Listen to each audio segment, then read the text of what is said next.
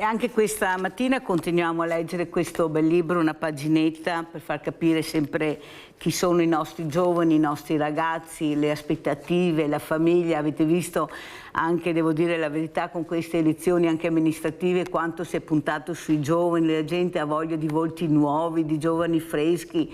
Poi vedremo in pratica, ma almeno si prova, si dà loro la possibilità di dire guardate che ci siamo anche noi, siamo anche preparati e bravi. Avete visto i numeri che hanno fatto questi giovani, specialmente il sindaco di Venezia, che faccio gli auguri a lui e a tutti i sindaci. Io l'ho conosciuto anni fa perché gli ho insegnato a fare il banco alimentare. Sono andata diverse volte per insegnargli come organizzare, come fare, com'era il nostro banco in provincia. Lui aveva già visto molto lontano, perciò auguri a lui in particolare, ma anche a tutti i sindaci e a tutti quelli che ce l'hanno fatta, e vedremo cosa succederà. E prima di presentarvi i graditi ospiti, allora continuiamo a leggere questo bel libro. Allora, si trattava di un'eccellenza che sembrava frutto della provvidenza e di un'incredibile coincidenza per il fatto che fosse sorta, anzi risorta, proprio vicino a dove loro vivevano da decenni. Leon si era concentrato moltissimo sulle parole del nonno. Intendeva gratificarlo e dimostrargli che anche in questo caso che la fiducia che aveva posto in lui era ben risposta. Una mattina, scendendo dall'autobus alla fermata vicino casa, il giovane aveva visto in lontananza l'inconfondibile trattore del nonno avvicinarsi per la pausa del mezzogiorno. Seppur ancora lontano, il nonno aveva visto attraverso il vetro anteriore del suo mezzo che il ragazzo saltellava sul posto e lui ben sapeva riconoscere quello come un segnale molto positivo. Nonno, sai che oggi ho fatto il primo volo con l'istruttore? È stato meraviglioso. Dopodomani, meteo permettendo, secondo volo, e stavolta l'istruttore mi ha detto che passiamo sopra casa nostra. Perciò mi raccomando, non allontanarti.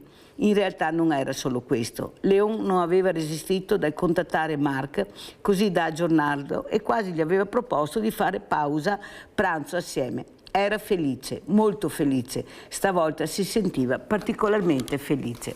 Detto questo, il libro Il leone alato, Pierpaolo Beccic di San Servolo, una storia di oggi sulle ali del passato, perché vorrei parlare proprio di questo anche con il sindaco di Meduna, Arnaldo Piton, che ringrazio. C'è anche Serafino Pitingaro, presidente Associazione Famiglie 2000. Piton spinge Meduna in Friuli, stipendi più alti di 300 euro.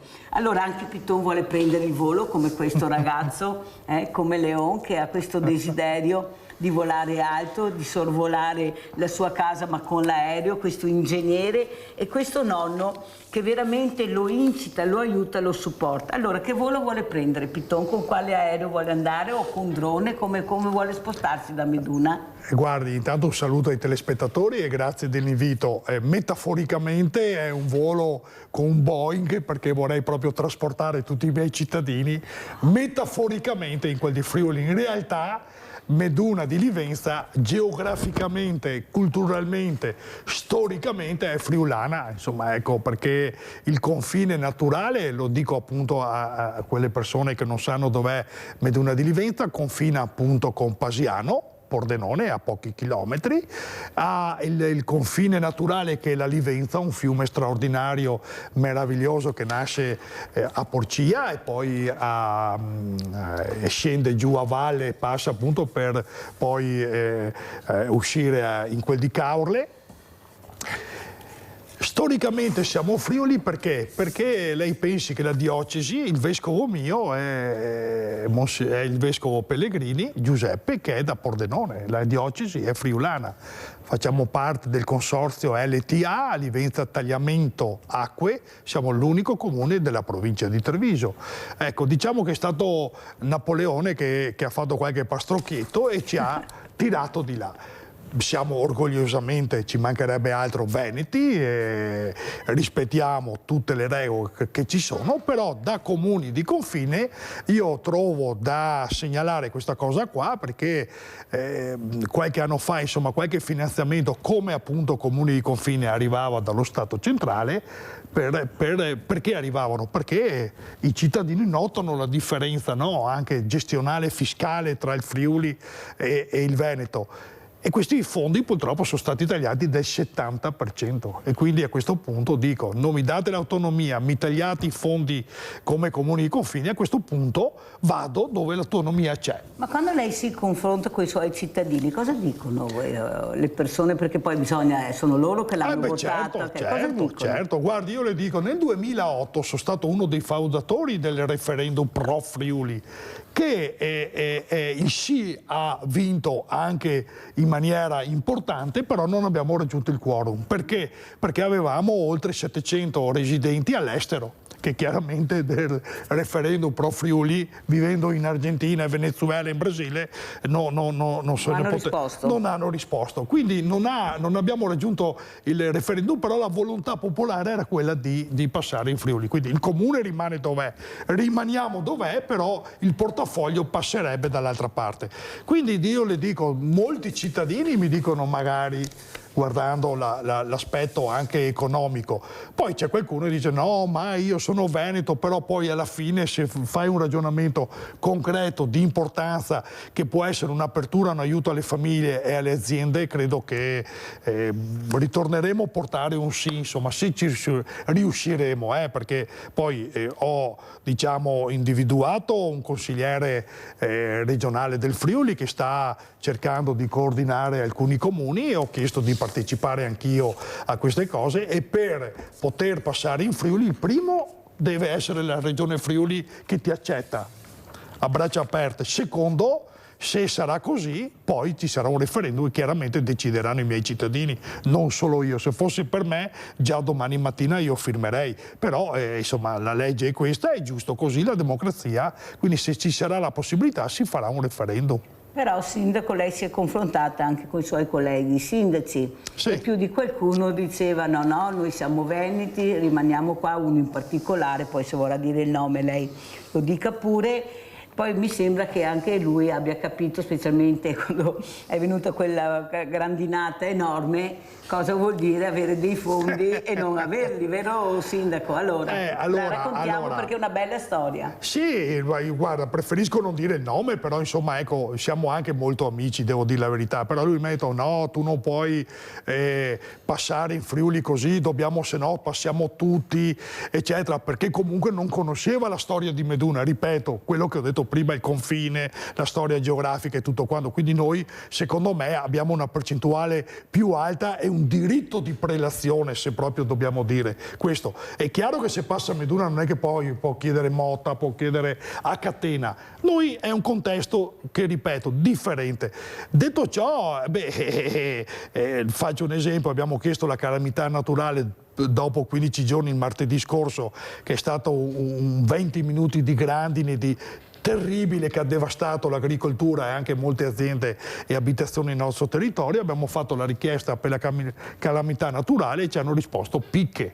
In Friuli è diversa, tant'è che in Friuli coprono addirittura il 100%, e quindi vede, su queste dinamiche qua, quando l'acqua tocca il culo, si capisce che o nuoti o vai a aggrapparti dove hai la possibilità di trovare un arpiglio ben sicuro. E questo è un esempio che posso fare, insomma, ecco. Quindi dalla parte non è solo emotiva, ripeto, il cuore può rimanere veneto, e poi è il portafoglio che passa dall'altra parte. Allora, parliamo di portafoglio con Pittingaro, e soprattutto le famiglie, queste famiglie veramente in grossa difficoltà.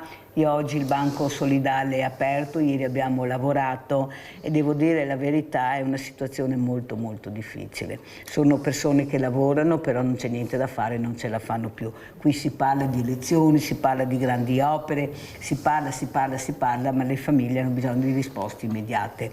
Ci sono questi scioperi poi per il lavoro, ecco, queste multinazionali che veramente solo per un proprio profitto stanno lasciando a casa centinaia di lavoratori, vuol dire famiglie. Come vede la situazione, Presidente? Allora, io vedo una situazione molto critica, di fatto. C'è una situazione, diciamo, in cui vari fattori in qualche modo arrivano, diciamo, a convergere e determinano una situazione, diciamo, di una povertà che si sta allargando. Il caro energia da un lato, comunque l'inflazione che comunque cresce e impatta sui prezzi al consumo, quindi delle famiglie, di operai migliaia di impiegati. Poi c'è la questione appunto legata in generale ad un clima che è un clima di incertezza, insomma, ecco, nel futuro. I dati dicono, dal lato occupazionale, che i posti di lavoro sono aumentati, però non si considerano quelle che sono le crisi aziendali in atto, che vengono avanti e ovviamente queste sono il risultato comunque di processi che stanno in qualche modo marginalizzando i mercati dove appunto le famiglie lavorano, e questo è un grosso problema, cioè le famiglie magari pur avendo il lavoro non riescono a sbarcare il lunario. Perché? Perché comunque c'è anche tutta la questione legata ai salari, che i salari non crescono, sono diminuiti di 8 punti, diciamo, unico paese europeo dove i salari non crescono, e questo naturalmente chiaramente pesa sulle famiglie, le famiglie sono in difficoltà e al momento almeno io non vedo grandi provvedimenti, insomma.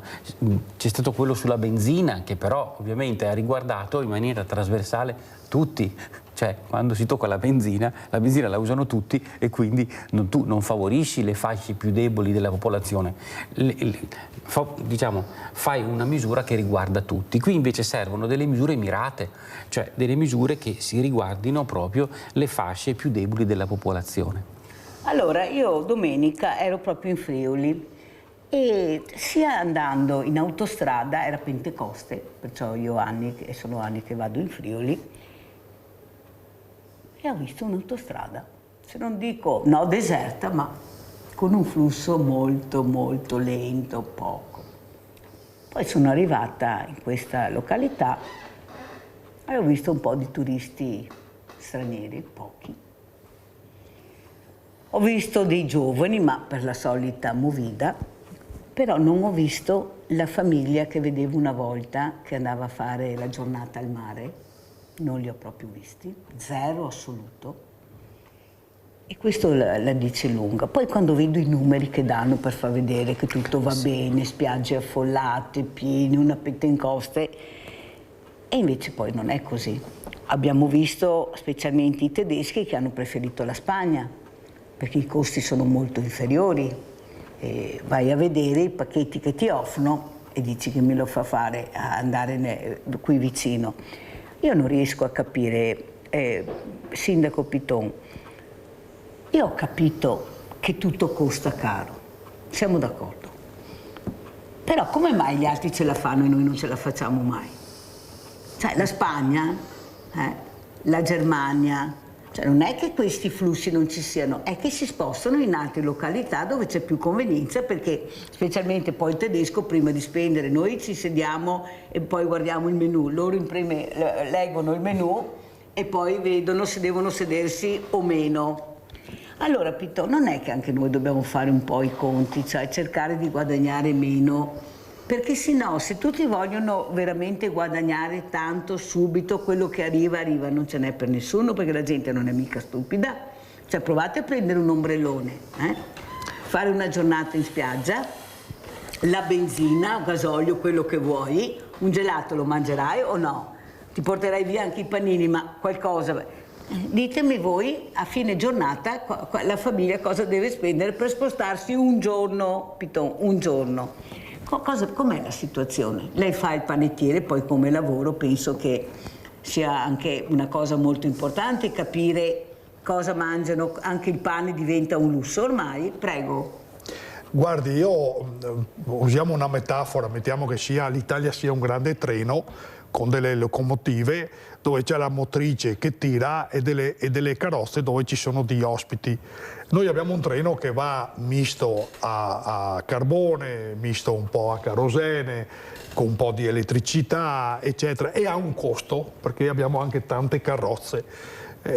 Ha citato la Spagna, la Spagna ha un bel treno, con meno carrozze, che va a energia elettrica, magari alimentata anche per buona parte in maniera con l'energia magari solare, con l'energia nucleare, eccetera, quindi i costi sono inferiori e viaggia a una certa velocità.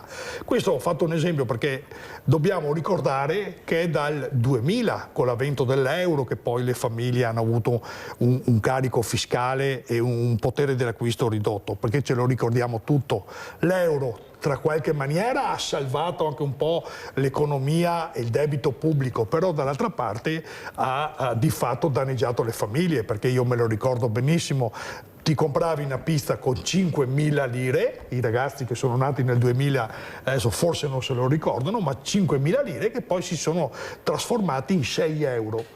6 euro sono 12.000 lire. Sì, ma perché non è stato controllato? Non è stato controllato. In altri paesi non è successo sì, questo. Ma anche il cambio, 1,99 €, 33, eccetera. Era e si sono fatti di quei pesante. pastrocchi nell'avvento, e siamo un paese che è entrato, paga, non è che riceva molto, paga, e quello che viene dato deve rimborsare con gli interessi, quindi siamo un paese che all'interno della comunità europea, con le tradizioni, la cultura, e tutto lo straordinario che abbiamo, soffre in questo interno, ma questo non è una scusante, la scusante poi è l'altra, i costi che sono eccessivi, quindi uno dice, chiaro, vado in Spagna perché? Perché l'energia elettrica costa meno, perché la tassazione costa meno, perché tutto un insieme di cose che io immagino che uno piuttosto che a Caorle o a Lignano o a Grado, Pineta, deve aumentare il 20-30% perché Poi i costi... Jesolo. O Jesolo, i costi sono effettivamente, quindi le famiglie dirottano dove cercano di spendere e risparmiare qualcosa. E anche i giovani. E certamente. Rinaldo da Venezia, vai Rinaldo. Ciao Mirella. Ciao Mirella e buongiorno ai tuoi ospiti. Ciao. È sindaco di Meduna. Ha ragione.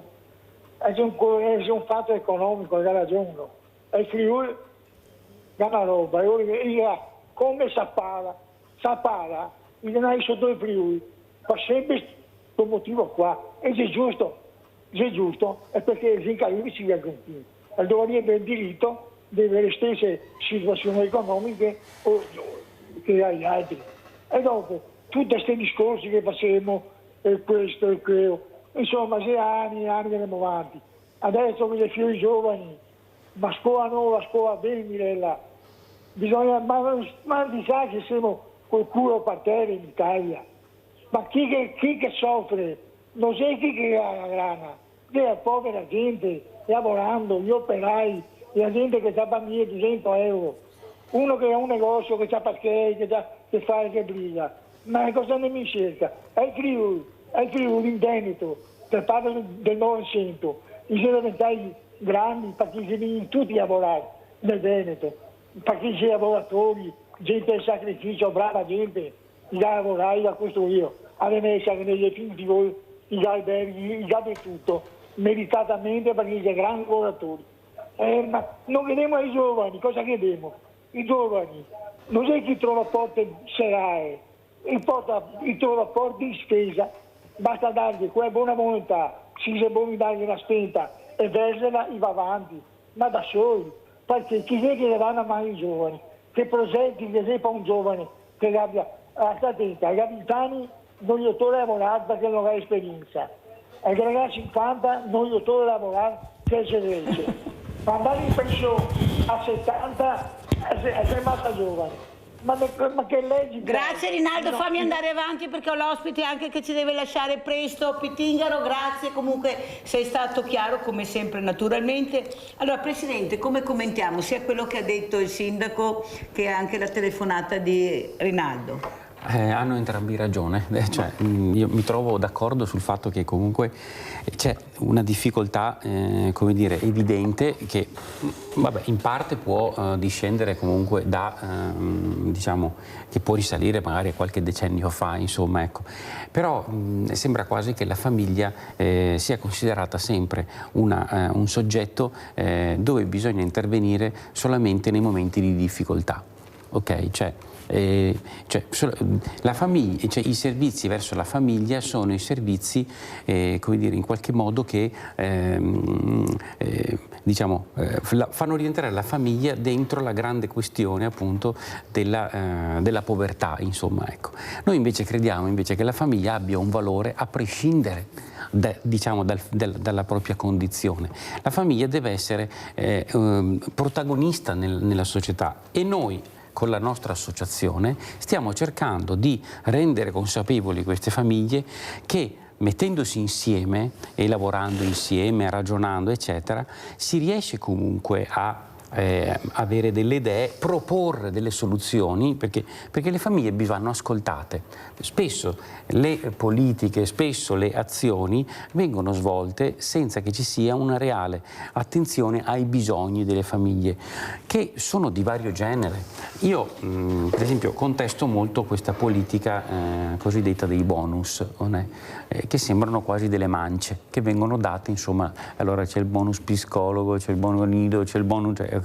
E le famiglie devono stare continuamente con le antenne alzate per captare, no, qual è il primo bonus che esce, insomma. Il che è, vuol dire, con tutto quello che devono fare le famiglie, cioè accudire, educare, lavorare, quant'altro, eccetera, fare attenzione anche a questi aspetti dove esce ogni tanto un bonus, significa che, insomma, non hai il tempo per farlo, diciamo. Diventa anche difficile seguire tutte queste...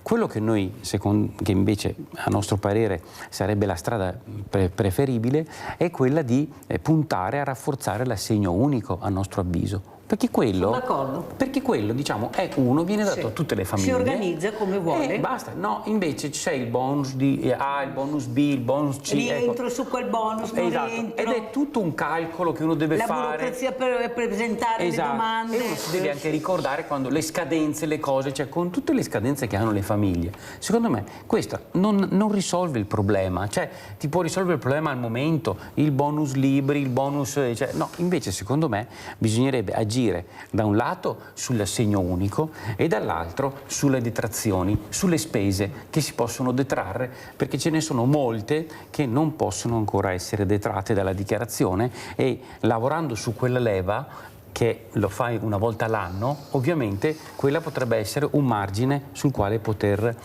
come dire, aiutare e sostenere le famiglie. Allora, io ho deciso di fare una cosa, Presidente, vedremo se anche lei mi darà una mano. Ieri con i volontari perché il martedì prepariamo tutte le cose che arrivano, e specialmente nell'abbigliamento da bambino, tantissimo. Allora, nessuno vuole più abbigliamento delle associazioni. Ecco, tutti soldi o dei rate alimentari, ma abbigliamento no. Allora io ho deciso di fare una cosa, di fare il mercatino dell'usato gratis.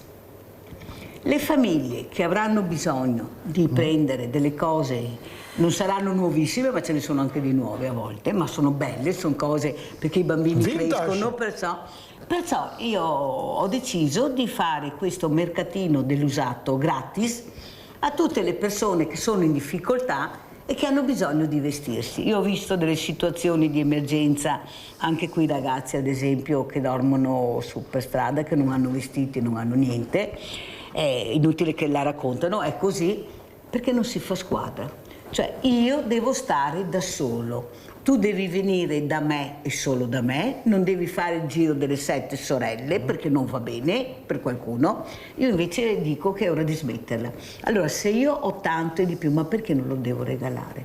Cioè io devo regalare, non devo vendere, io devo regalare, perciò sì, se lei è d'accordo con le famiglie che sono in... Perché penso che scarpe, vestiti, specialmente i bambini, ma come fanno ad andare capisce quello che voglio dire? Cosa ne pensa di questo mercatino dell'usato gratis? Credo che sia una splendida idea, anche perché io ho dentro di me, appunto, tengo sempre con me un messaggio che dice: quello che non usi non ti appartiene. Quello che non usi non ti appartiene. Vuol dire che c'è tanta roba che noi stipiamo negli armadi, ma in realtà, e che non mettiamo mai, e ci rendiamo conto che potrebbe soddisfare tantissime persone. E non è nostra quella roba lì, cioè è destinata a qualcun altro.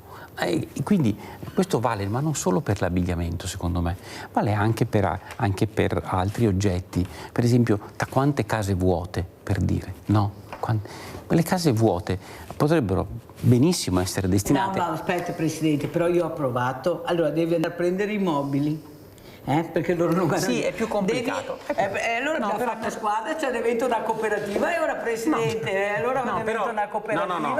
Questo è un messaggio. Guarda, è da morire, perché poi devi anche mettere tutto in ordine, cioè come fai? Non è comunque, semplice. Il messaggio è chiaro. E secondo me il fatto di creare un mercatino gratuito, secondo me, è una bellissima notizia. Bellissimo. Allora andiamo a vedere anche le foto che ha mandato su queste locandine vacanze estive. Sì. Il Presidente, vediamo le locandine così le commentiamo. Sì. Eccole qua, prego Presidente. Allora io ho mandato questo materiale perché noi come associazione organizziamo delle esperienze residenziali estive e invernali. Perché? Perché noi crediamo che ci sono tante famiglie che non possono permettersi di fare le vacanze. Esatto. Quindi organizziamo queste vacanze in Valpusteria, quindi è un bel posto, insomma, ok?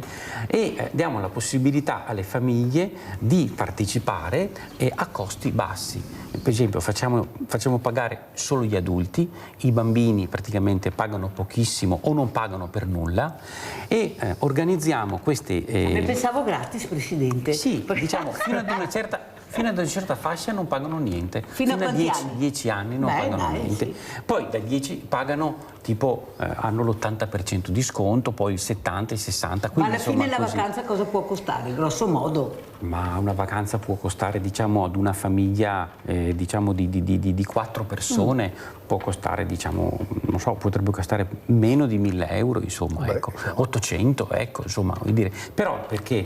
Perché usiamo una struttura che in qualche modo dove appunto ci portiamo dietro i cuochi, ci portiamo dietro gli inservienti, organizziamo le escursioni, organizziamo, diciamo, intrattenimenti, giochi, eccetera, cioè tutto organizzato, diciamo, con queste vacanze, e cerchiamo appunto più le famiglie sono numerose e meno pagano, diciamo, ma in maniera più che proporzionale, non come fanno gli alberghi oggi. Ma quello che è importante è che in queste esperienze si creano delle relazioni, si vive nella reciprocità, ci si dà una mano, i figli diventano figli di tutti, diciamo, tutti, quindi sono gruppi di 40-50 persone, quindi circa una 20, 15, 20, 25 famiglie che vivono insieme una settimana intensa e che si conoscono, dialogano, creano relazioni lontano anche dagli apparecchi digitali, quindi dove si privilegia quella che è la relazione vera, e le posso garantire che alla fine della settimana le persone non vogliono andare a casa. Non vogliono andare a casa perché vivono un'esperienza talmente intensa, con un clima che è difficile da raccontare, bisogna solamente viverlo. Ecco. Un clima familiare. Sì, e se c'è qualche famiglia che lamenta che non ce la fa, l'associazione affronta caso per caso e cerca di, se il problema è solo economico, la famiglia va incontro al problema economico, perché il costo non deve rappresentare un ostacolo a partecipare alla famiglia. Cioè, se noi, e lo chiediamo alle famiglie, se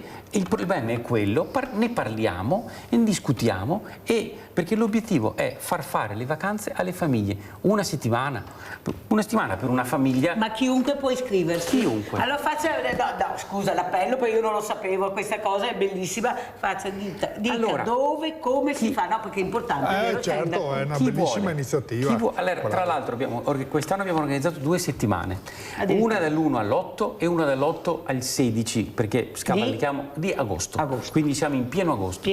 La settimana di Ferragosto poi è già piena, perché naturalmente siamo ormai a maggio, le famiglie, però c'è ancora posto nella settimana dall'1 all'8 agosto a Vallarga, in Valpusteria, una settimana, si parte il sabato, si torna il sabato.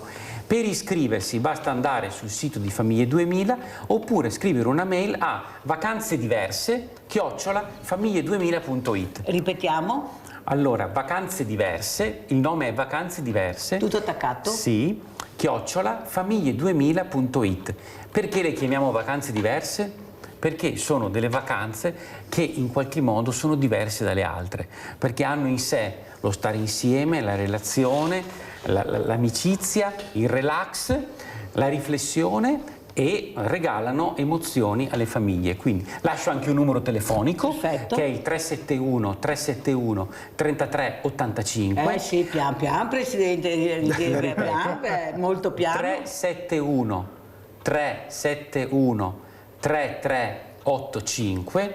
Il numero è anche WhatsApp, quindi messaggi vocali, e voi ci scrivete, noi vi ricontattiamo, ci dite come è fatta la famiglia, come è composta la famiglia, in base a come è composta la famiglia noi vi diciamo qual è la cifra, il contributo. Bellissima iniziativa comunque. Perché secondo noi, diciamo, almeno una settimana, sì. ci sono famiglie che non riescono ad andare a vacanza neanche un giorno. Allora, il fatto che ci sia questa difficoltà, noi lo facciamo da anni e vediamo che funziona, e le famiglie ritornano ogni anno, e negli anni abbiamo avuto famiglie da Verona, da Padova, da Vicenza, da Rovigo, da dovunque, e da Treviso, no, perché siamo a Treviso, ma da tutto il Veneto, perché dicono ma che bella questa cosa, certo, perché diciamo è una cosa che, voglio dire, alla quale noi teniamo tanto, con altre realtà, perché è importante stringere relazioni e creare un ambiente favorevole alla socialità delle famiglie. Allora, vediamo anche le foto di questa presentazione Famiglie 2000. Sindaco, cosa ne pensa di questa iniziativa? Che dobbiamo anche copiare se sono belle iniziative, oppure fare squadra, aiutare. Cosa vediamo qui? Assolutamente sì. Qui abbiamo una specie di scheda che racconta un po' quello che facciamo, quindi diciamo curiamo le relazioni, promuoviamo l'armonizzazione tra tempi di vita e tempi di lavoro, organizziamo iniziative culturali, artistiche, ricreative, facciamo rete con altre associazioni, per esempio, insomma, ecco, facciamo raccolta fondi, per esempio, per aiutare le famiglie in difficoltà. Organizziamo presentazioni di libri, facciamo formazione sulla genitorialità. Allora, lavoriamo assieme per questo mercatino dell'usato gratis. Va bene.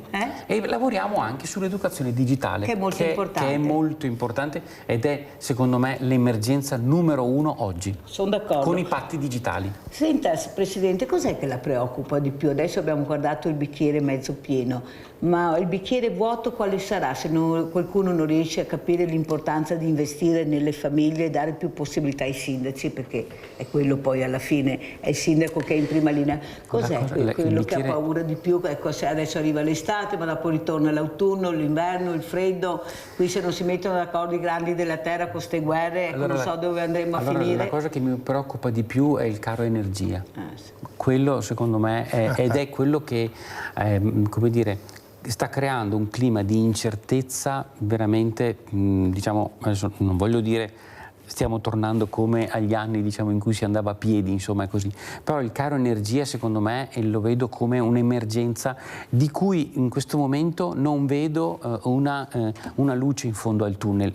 Perché le famiglie devono andare a lavorare, devono portare i figli a scuola, eccetera, quindi devono pagare le bollette, quindi questo secondo me è il problema principale che andrebbe messo nell'agenda, al primo posto, nell'agenda del governo. I comuni su questo purtroppo non possono fare molto, fanno tantissimo su tante altre cose, ma sul caro energia, diciamo, è una questione che va oltre, diciamo, i confini comunali e deve essere una questione che comunque deve essere in cima all'agenda dei nostri governanti. Sindaco, come commenta le parole prima di andare in pubblicità di questo Presidente che con una mano porge ma con l'altra chiede anche aiutateci, però investite sulle famiglie, prego. Beh, intanto gli faccio veramente i complimenti, perché fare volontariato così, con intelligenza, con bravura, è meraviglioso questo tipo di iniziativa per dare spazio alle famiglie che poi realmente non riescono ad andare neanche un giorno in famiglia perché non possono permettersi, quindi gli faccio veramente i complimenti. E poi credo, come noi, che uno degli aspetti che la Spagna ha meno è la burocrazia. Viviamo su un paese che per qualsiasi cosa abbiamo una burocrazia davanti, e la burocrazia costa. Penso alle Proloco, dove nel mio paese funzionano bene. Noi pochi giorni fa abbiamo avuto la festa del pesce azzurro, nata pensi 26 anni fa, che sono venuti giù i pescatori da Caorle, sono venuti su sul fiume Livenza, è nata là questa cosa così, ma oltre il momento conviviale, Sindaco, coi cibi neanche nostri, un video, niente di sta festa. mi dispiace, potevo proprio mandarla, ma le manderò le foto dei ragazzi. Parlando alle famiglie, Presidente, quando noi abbiamo 40-50 ragazzini che vengono a servire e fanno comunità, mangiano a orario, servono, si sentono orgogliosi. Qualche genitore dice no, ma guardi, non lo faccia lavorare troppo perché sa, è piccolino. Sono loro che gli dicono mamma, fammi andare in proloco. Fermo, perché Sindaco, perché abbiamo Bruna Prego, da Padova, prego. se no mi cade la linea, poi continuiamo e dopo andiamo in pubblicità. Vai Bruna. Buongiorno signora Mirella, senta, io volevo, è un altro argomento, però è una cosa che ho visto ieri sera che mi vergogno di essere italiana. Ecco, niente, ieri sera ho guardato su regione, telegiornale qua regionale, però non so su che paese sia stata Treviso, Padova o Vicenza, insomma una signora di 87 anni, sfrattata e dorme su un'automobile. A 87 anni e noi diamo da mangiare alle extracomunitari che a Padova è una vergogna, è da aver paura, e facciamo uno sfratto a una signora di 87 anni, ma vi rendete conto dove stiamo andando? E dopo dov'è il signor Stefani, il signor Zaia e tutti il Barabadan? Non si vergognano mica di queste cose? Perché capisco, a 50 anni sei giovane, ecco, ma a 87 anni, io l'ho provato lo sfratto, l'ho provato 42 anni fa e posso ringraziare il signor Gottardo, adesso io mi sono cooperata, però 42 anni fa avevo i bambini che avevano 5 e 6 anni, ecco, va bene, ma questa ha 87 anni. Ma vi rendete conto dove stiamo andando?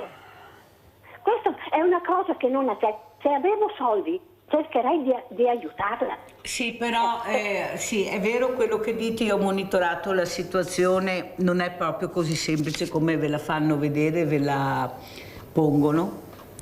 Lo so, voi sapete che io prima di intervenire cerco sempre di capire, perché non è sempre quello che si vede la realtà. Perciò la situazione è monitorata, bisogna veramente cercare, però come dice l'opinione pubblica, cioè non puoi vedere queste cose, Sindaco. No, io capisco che ci sono dei grossi problemi, perché ci sono, però non puoi vedere questa donna di 87 anni in macchina. Guardi, Sindaco, bisogna dirla tutta. Io le faccio anche l'esempio, noi abbiamo delle signore che sono in casa di riposo, ma non con età da casa di riposo, che gli paghiamo noi la rata, la teniamo noi, perché credo che sia il minimo che possiamo fare per un nostro anziano. E guardi che noi abbiamo anziani che è come che si diceva magna pane e zego e piuttosto di venire a chiedere qualcosa. Però, Sindaco, non vengono all'assistente sociale a chiedere nulla per umiltà. Sì, però bisogna anche spiegare, perché a me è capitato proprio anni fa che per vergogna di una donna di una certa età, mi sono accorta perché passando in bicicletta vedevo sopra una panchina questo cumulo, non si vede niente, proprio, madonna, ma cosa vede questa panchina? Finché un giorno mi sono fermata, ho alzato e c'era una donna anziana sotto la panchina. Il giorno mi sono fermata, pioveva, lei aveva di tutto sopra questa panchina. Allora la prima cosa, ho chiamato la polizia locale e i servizi sociali. Il problema era che la risposta che mi hanno dato è che questa signora non voleva assolutamente andare in un centro di accoglienza. Non c'era verso che andassi in nessun centro di accoglienza. Allora io cominciai a capire, e qua lo dico a Pittingaro, a dire no, non è possibile questa risposta, cioè non l'accetto. E allora mi sono fermata per una settimana, tutti i giorni, 10 minuti, un quarto d'ora, a capire cosa c'era che le impediva. Questa è una persona anche che stava bene una volta, aveva una bella famiglia, poi si è allontanata da casa e ha deciso di vivere da barbona. Lei voleva vivere da barbona, ma tu non puoi vivere da barbona così. Cioè non puoi, sotto la pioggia, freddo. Dopo una settimana sono riuscita a convincere che forse era il caso che magari durante il giorno poteva stare tranquillamente, ma la sera doveva andare a dormire. Ma scusa Pittingaro, mi per una settimana che dovevo risolvere il problema, cercare di parlare con lei, vedere. Allora mi ricordo che andavo a prendere, la portavo proprio perché lei non voleva rimanere chiusa tutto il giorno, voleva essere libera. Poi ho detto no, ma sera devi andare a dormire, devi lavarti, devi pulirti, gli ho dato io non ho la bacchetta magica, però quello che manca è l'ascolto. Perché questa persona è così?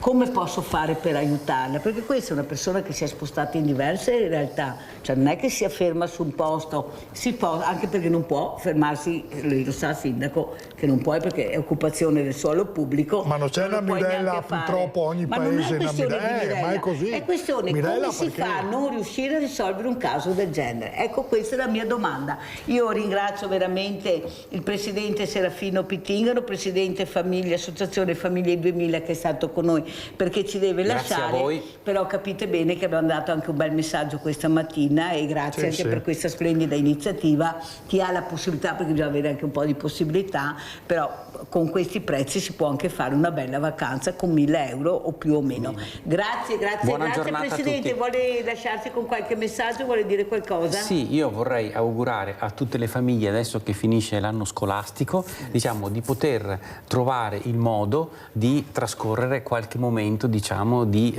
come dire, di vacanza e di serenità, insomma, insieme con i propri figli.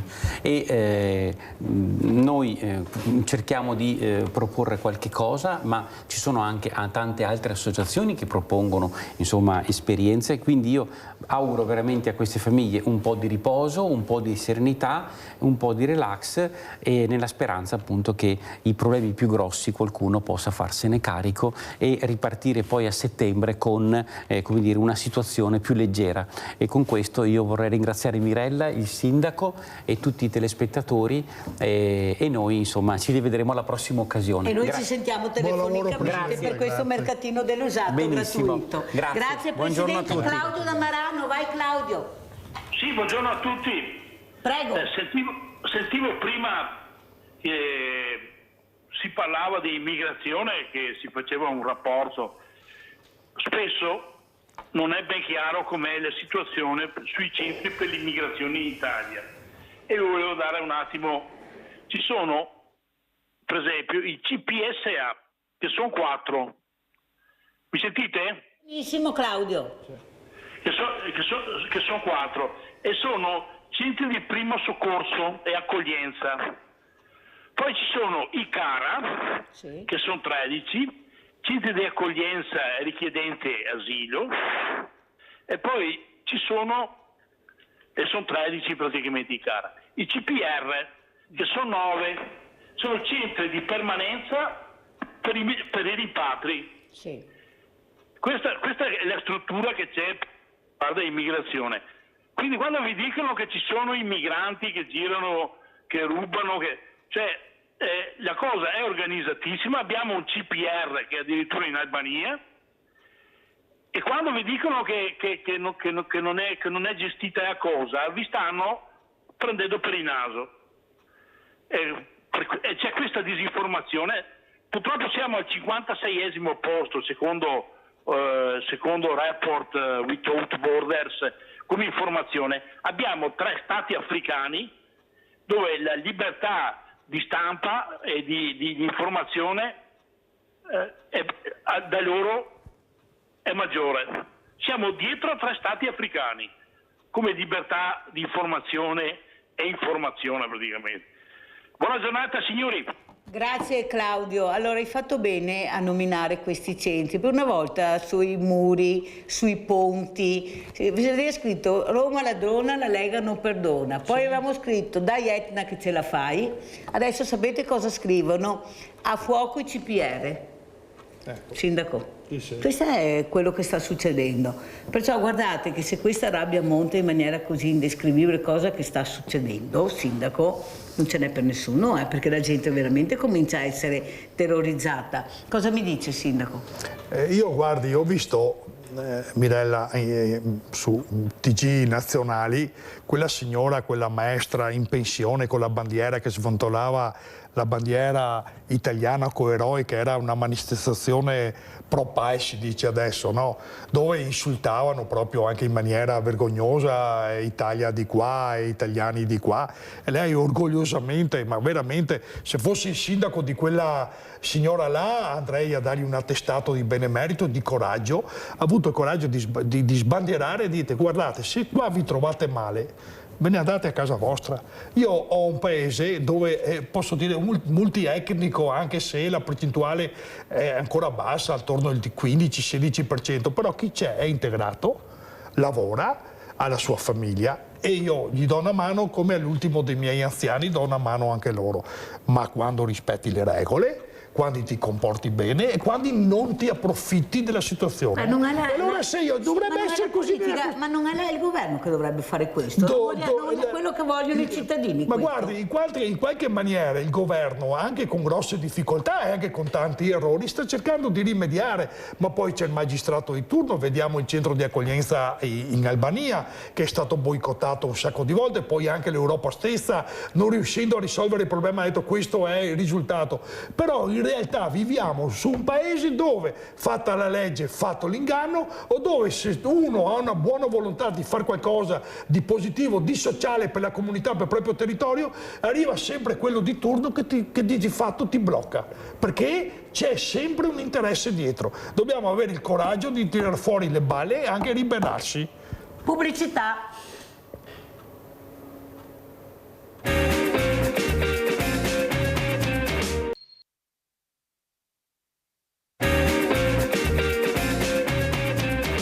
E siamo con Naldo Piton, sindaco di Meduna di Livenza, però vediamo questa foto perché è una bella storia, questa foto che vedremo. Eccola qua, questa premiazione. Prego, sindaco.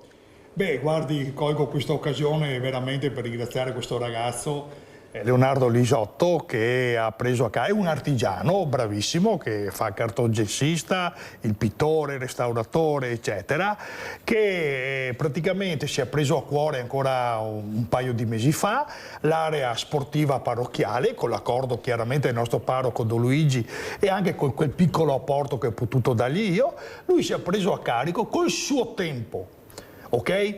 Mettendogli anche dei soldini suoi, lui il sabato, la domenica con la sua famiglia, sua moglie e le sue 2 bambine andava a recuperare questo campo da tennis che era ridotto a veramente sembrava un Kabul, per dirvi, e lo ha rifatto a nuovo, che è una cosa meravigliosa. Tant'è che abbiamo delle iscrizioni anche da fuori paese che vengono a giocare questo campo. Adesso sta adiacente a questo campo, sempre nell'area sportiva parrocchiale, c'è un piccolo campo per i bambini piccoli e che sta sistemando anche questo. Vi sto cercando anche di dargli una mano con un po' di contributi, però pubblicamente voglio veramente ringraziare questo ragazzo per il lavoro che fa, perché è un esempio di volontariato, quello vero, che dedica il suo tempo per vedere dei bambini gioiosi, per portarli allo sport e per recuperare un'area che altrimenti sarebbe degradata. E questo è un invito che faccio a delle persone, quelli che i ciacoea, no? Perché poi chi... O i critica. I critica, i ciacoea, però si ferma al bar e i ciacoea e critica là. Bisogna muovere anche le mani, aprire un po' la mente, perché dare del suo tempo per una comunità, per dei ragazzi, per dei bambini è qualcosa di meraviglioso. Allora vi invito, ciacoe manco, e muovete un po' più le mani. Prendete da esempio Leonardo, che è una persona straordinaria e ha avuto un'intelligenza e una qualcosa che è di straordinario veramente. Allora, chi muove le mani invece è anche il sindaco Piton, perché fa il panettiere. Andiamo a vedere il video. Ma è vero che stanno già chiedendo il pane del sindaco? Certamente sì, lo chiedono molto spesso. Quindi insomma in 3 giorni già si è sparsa la voce qua in paese che il sindaco lavora nel panificio del paese. Direi proprio di sì. E non solo tra i cittadini di Meduna di Livenza. La storia di Arnaldo Piton, sindaco che per vivere va a fare il panettiere, ha letteralmente fatto il giro del mondo, arrivando fino in Cina con tanto di articolo online di uno dei maggiori quotidiani di quel continente.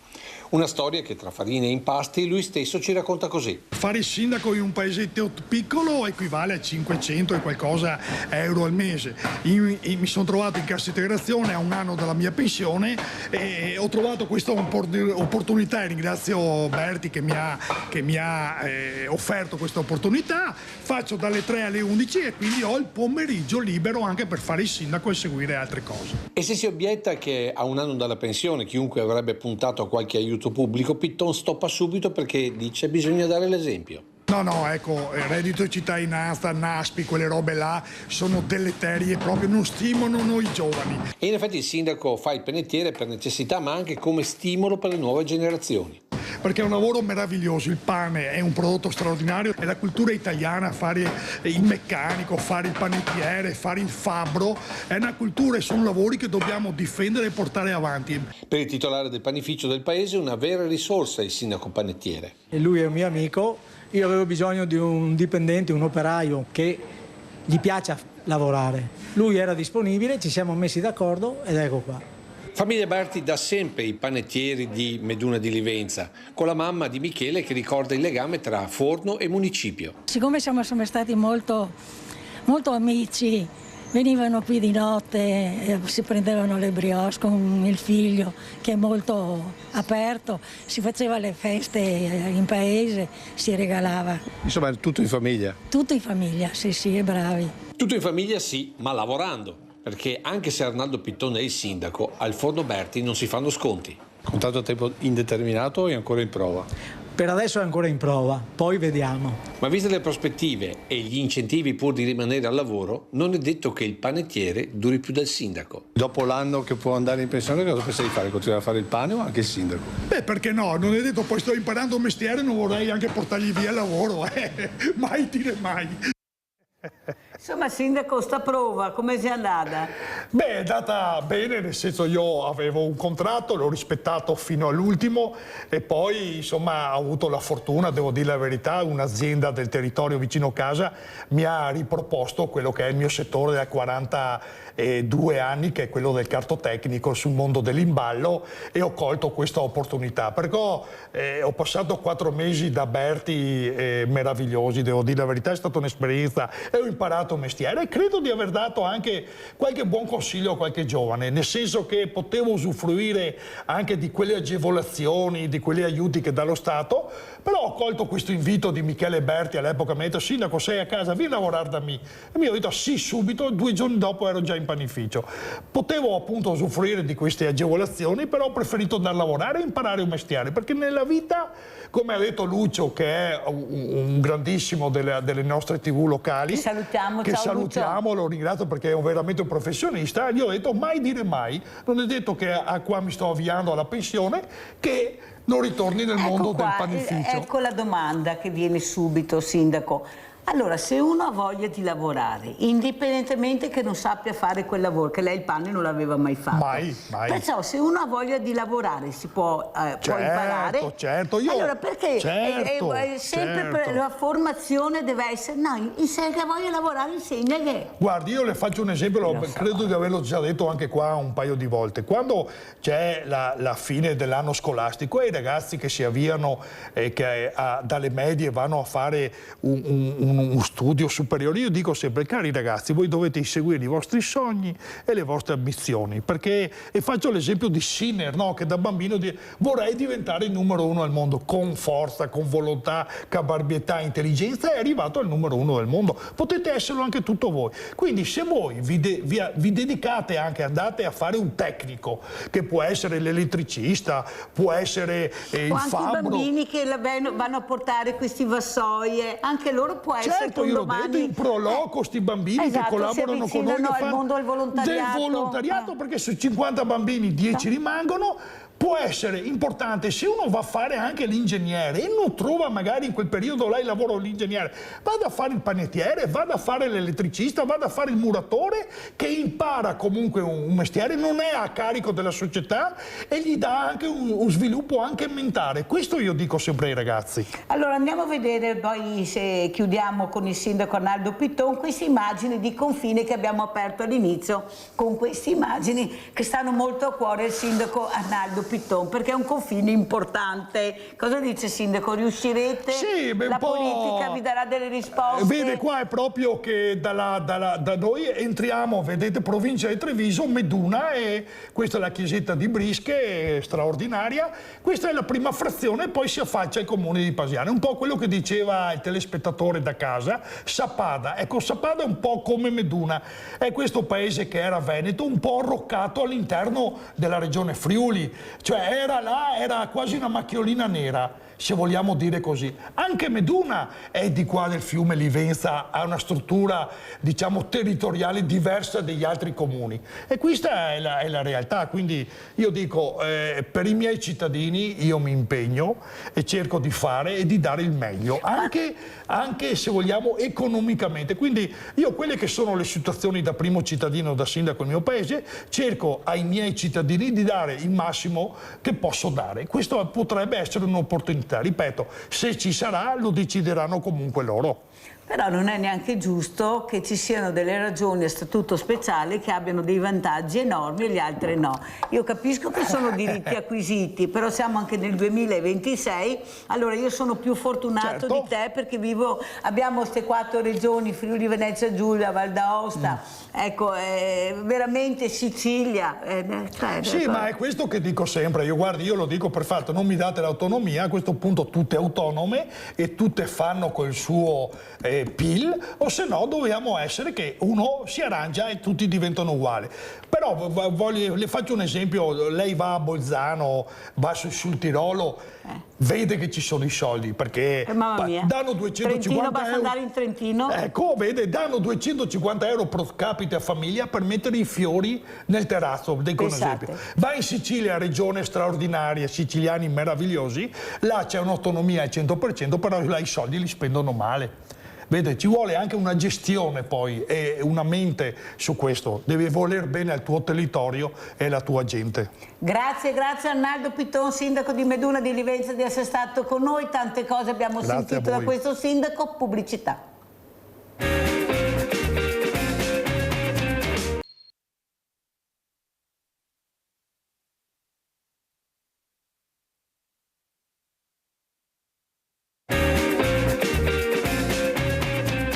Presento 2 graditissime ospiti. Abbiamo in presenza la dottoressa Chiara Franceschini, docente di storia e archeologia, grazie di essere qui, veramente grazie. E saluto anche la dottoressa Vittoria Nodari, responsabile dell'Istituto Rezzara, perché parleremo anche di quello che sta succedendo. Abbiamo sentito anche le telefonate di questi giorni, di questa diversamente giovane, come la chiamo io, dottoressa, che dorme in macchina, però ho detto attenzione che non è tutto così semplice, tutto quello che voi vedete che è la verità, c'è un rovescio della medaglia e ne parleremo. Allora ne parleremo proprio con lei, dottoressa. Cosa ci racconta? Come mai queste situazioni complicate, difficili, questo dialogo, questo ascolto? Cosa sta succedendo?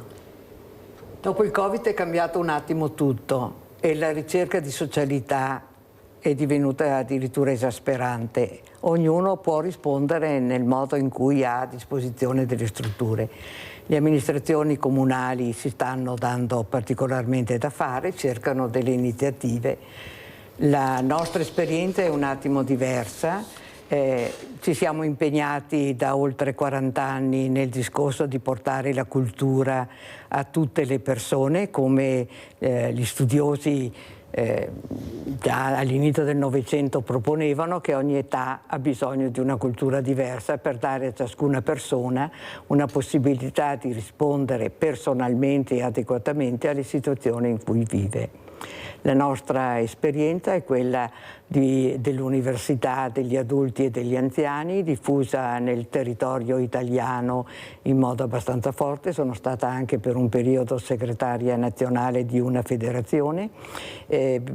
Da sempre sono attiva nella organizzazione dell'Università Adulti e Anziani di Vicenza, che partendo nel 1981 con 120 persone nella sede centrale è ora presente prevalentemente nella provincia di Vicenza con 32 sedi in dialogo costante con le amministrazioni comunali e ben 49 aule, diciamo. I nostri corsisti della fascia di età media sui 67 anni, di tutto l'arco delle esperienze della vita, dall'operaio al laureato. Oramai ci si sta attestando sul 5% di laureati, moltissimi diplomati, perché per fortuna è arrivato la fascia di coloro che possono studiare, che hanno potuto studiare e che oggi vogliono rispondere a tutte le curiosità possibili essendo andati in pensione. Chiarissima, e quello che fa ben sperare è questa voglia, ecco, di andare oltre l'età. Io sono curiosa, voglio essere intrigata, voglio partecipare anche a questi studi. È una cosa molto bella, fa capire che c'è una popolazione che vuole ancora vivere, e vuole vivere con la cultura. Io sono convinta che è quella che salverà il mondo, dottoressa Franceschini. L'arte, la bellezza, la cultura salverà il mondo. Lei è una storica, cosa vuole dire? Io mi definisco una guerriera della cultura, dell'archeologia e della storia in generale, ma anche dell'arte, e credo profondamente nell'arte e nella cultura come strumento per crescita personale. L'università adulti, anziani coinvolge quelli che io chiamo i nostri ragazzi, perché nella realtà la curiosità non si esaurisce con l'età anagrafica, anzi sono studenti consapevoli, e le lezioni che portiamo a termine che coinvolgono un numero incredibile di cittadini sono lezioni durante le quali il docente non cala dall'alto quello che è il sapere non è custodito in un'unica persona, è una lezione aperta, una lezione partecipata. È di tutti il sapere. È di tutti quanti, anzi ci sono momenti in cui il docente si ferma e lascia agli studenti, ai ragazzi, la possibilità di aggiungere interpretazioni, di aprire nuovi mondi, nuove porte. È un viaggio che si fa insieme. Bellissimo, allora andiamo a vedere questo video Storia del Rinascimento che ci ha mandato la dottoressa Franceschini. Andiamo a vedere.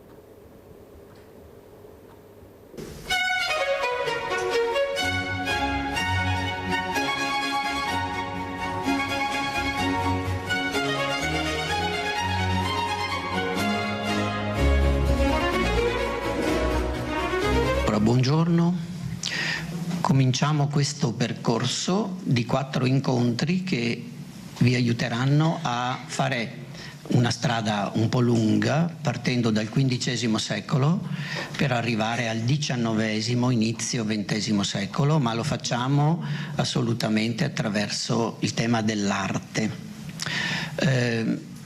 Saremo aiutati in questo percorso dall'uso di alcune parole che già sono conosciute da chi frequenta i corsi di storia dell'arte dell'università.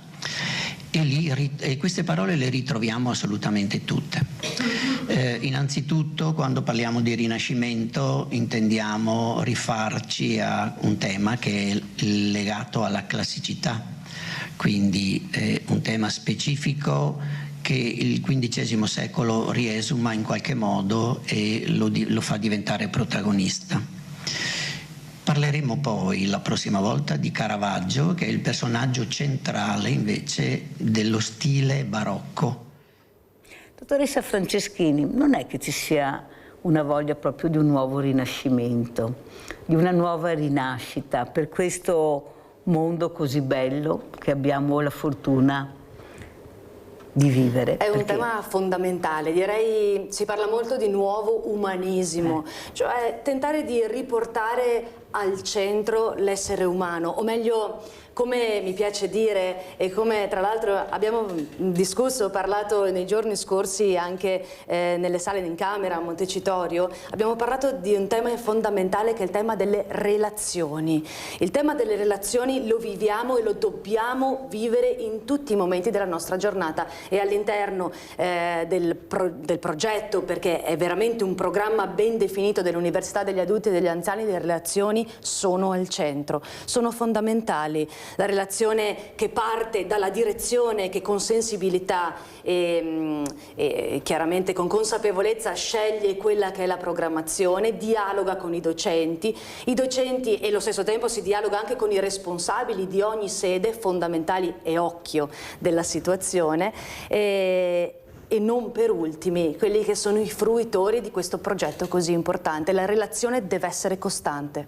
Dottoressa Nodari, ecco, questa voglia di rinascere grazie alla cultura, ecco, la storia che mi intriga, voglio capire, conoscere, ecco, ti fa staccare la spina con quella che è la realtà che magari vivi tutti i giorni, ti guardi allo specchio ma dici sono diventato, come li chiamo io, diversamente giovani, o ragazzi come li chiama la dottoressa Franceschini, io voglio essere ancora un ragazzo, mi sento vivo, va bene la pelle non è più quella una volta ma gli occhi sì, la voglia di vivere bene sì, ecco, forse dobbiamo dialogare di più, socializzare di più. Sì, senz'altro, però dobbiamo anche acquisire il valore del tempo che viviamo e cercare di capire il tempo che cambia. Penso che il progetto dell'Università degli Anziani, che è un percorso continuo, non sono delle conferenze, ma è un percorso, è un progetto in cui sì, la cultura ha valore primario, ma attraverso la cultura avviene la relazione. E forse dopo il Covid abbiamo capito che non è più bastante seguire una bella trasmissione perfettamente redatta e costruita dalla televisione, ma il poter fermarsi, capire e domandare a chi sa qualche cosa più di noi una cosa specifica permette di costruire una risposta concreta a tutti i diversi bisogni ed allargare la risposta a tutte le situazioni nelle quali viviamo. Dottoressa, però c'è anche un però, io non ho la possibilità di spostarmi da casa, non ho una famiglia che mi può supportare, non è che forse dobbiamo allargare più il mondo di questa voglia ancora di vivere alle associazioni di volontariato, io lo dico tutte le mattine, chissà che sia vero, di fare squadra, tu fai cosa? Fai il trasporto, perciò puoi aiutarmi, io ti do il nome, vai a prendere questa persona e la porti.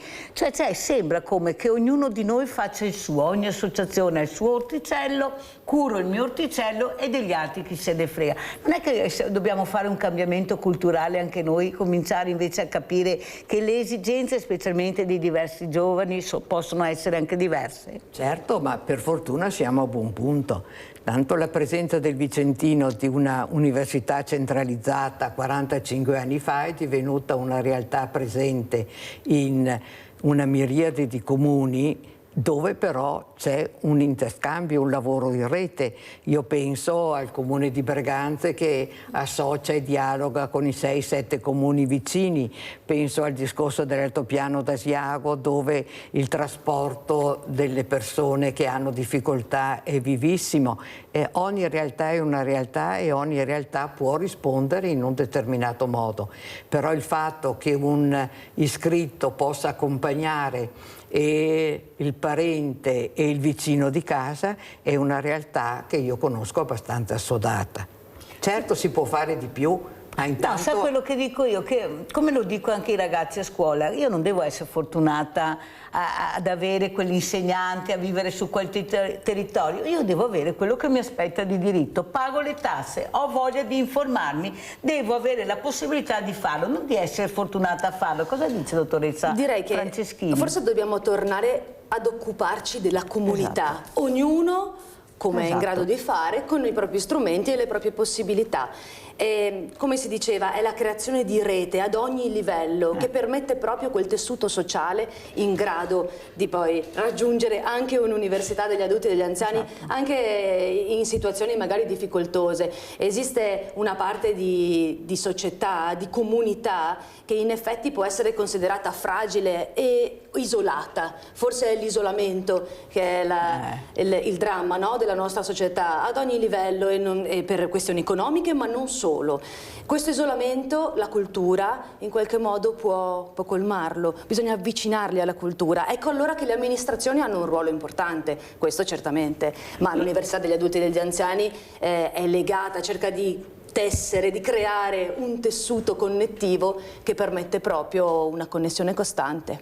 Tanto è vero che noi parliamo di intelligenza artificiale e io sento anche la curiosità di queste persone diversamente giovani di capire l'importanza di una nuova tecnologia, perché bisogna avvicinarli, perché non sanno adoperare questi nuovi strumenti, perché non gliel'hanno insegnato. In Canada è diverso perché gliel'hanno insegnato, ho citato il Canada per dire, cioè non è che io non riesco a prendere, tu insegnami che vedrai che anch'io, non tutti, ma in buona parte ce la farò. Sì e no.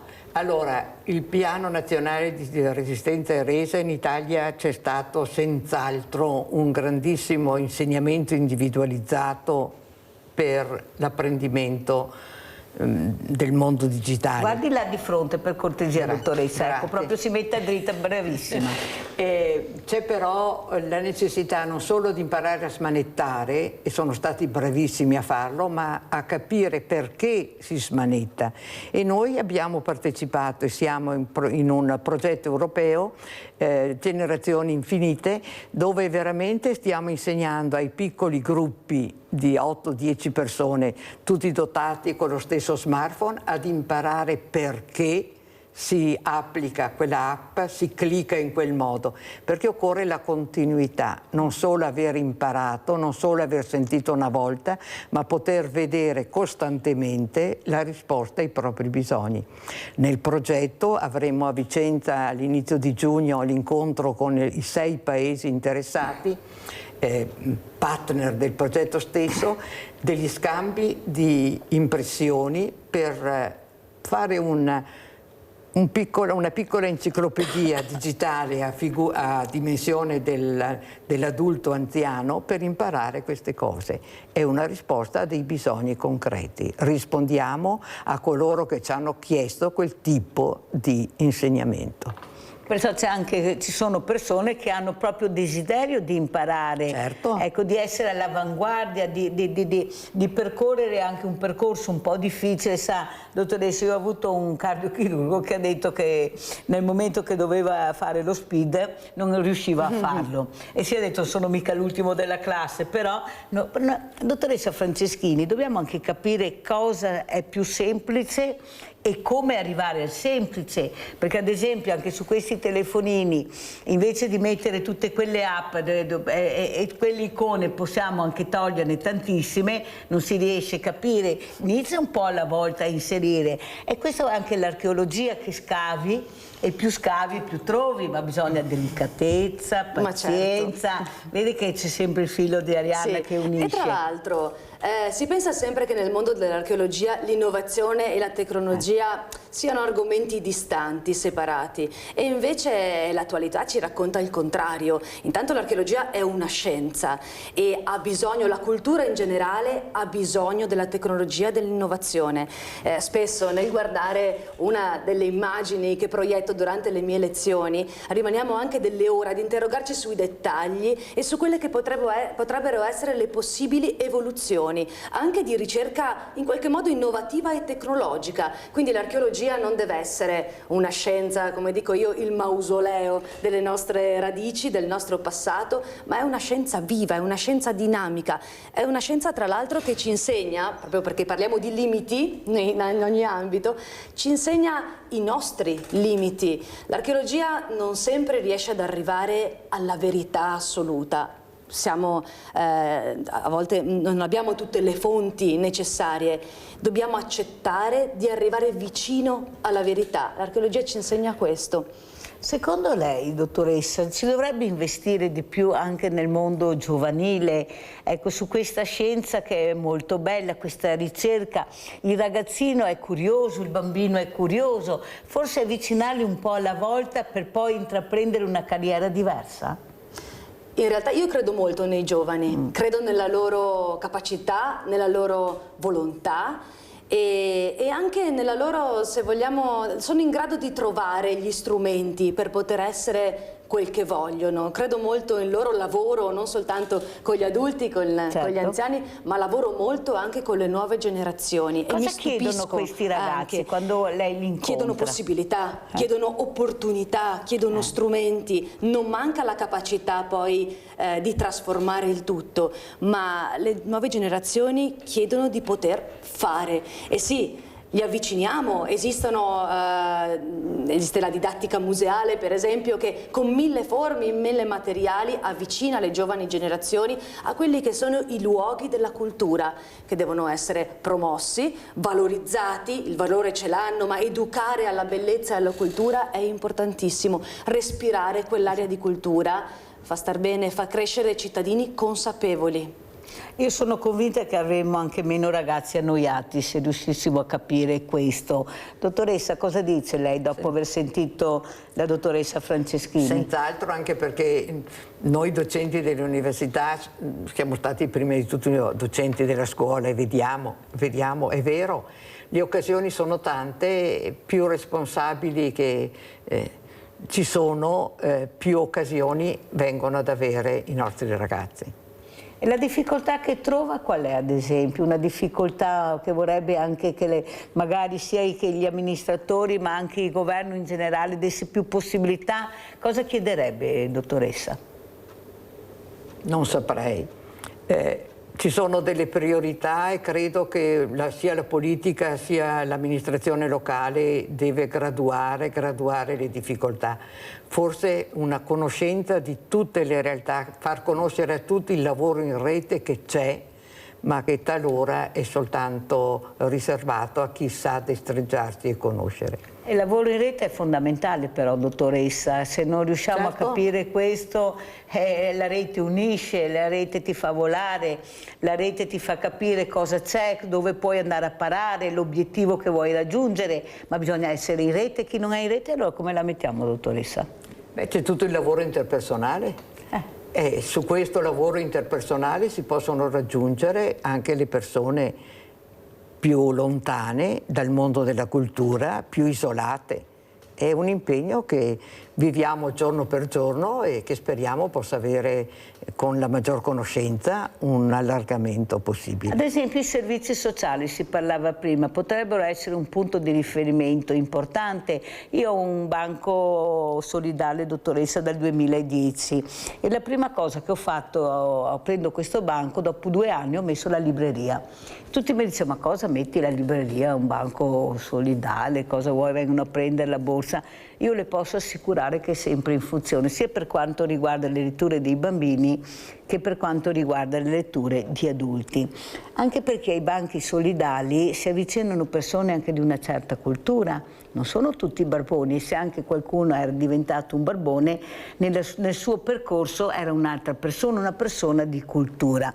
Allora non è forse che anche il servizio sociale dovrebbe, come dico sempre ai sindaci, fare veramente un censimento chi vive nel tuo territorio, specialmente una certa età, proprio per supportare le esigenze magari di questa persona che avrebbe magari ancora voglia di partecipare, di socializzare, di incrementare o ricordare quello che aveva studiato? Certo, però io credo di più alla riuscita del lavoro interpersonale delle persone che non un discorso di vertice, perché non si riesce a raggiungere tutti nello stesso modo.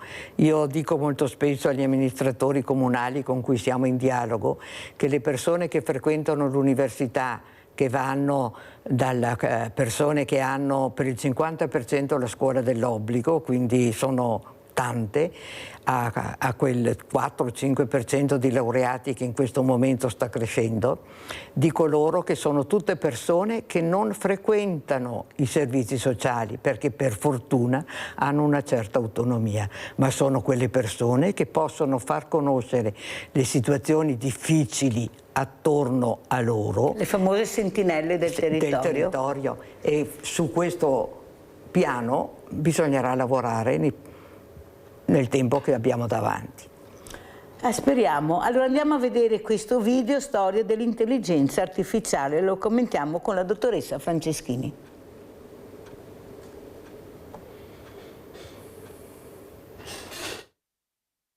Bene, iniziamo. Allora io inizio con il volantino di questo film 2001 Odissea nello spazio, che è un film di Kubrick molto vecchio, si parla del 68, magari qualcuno di voi l'avrà anche visto.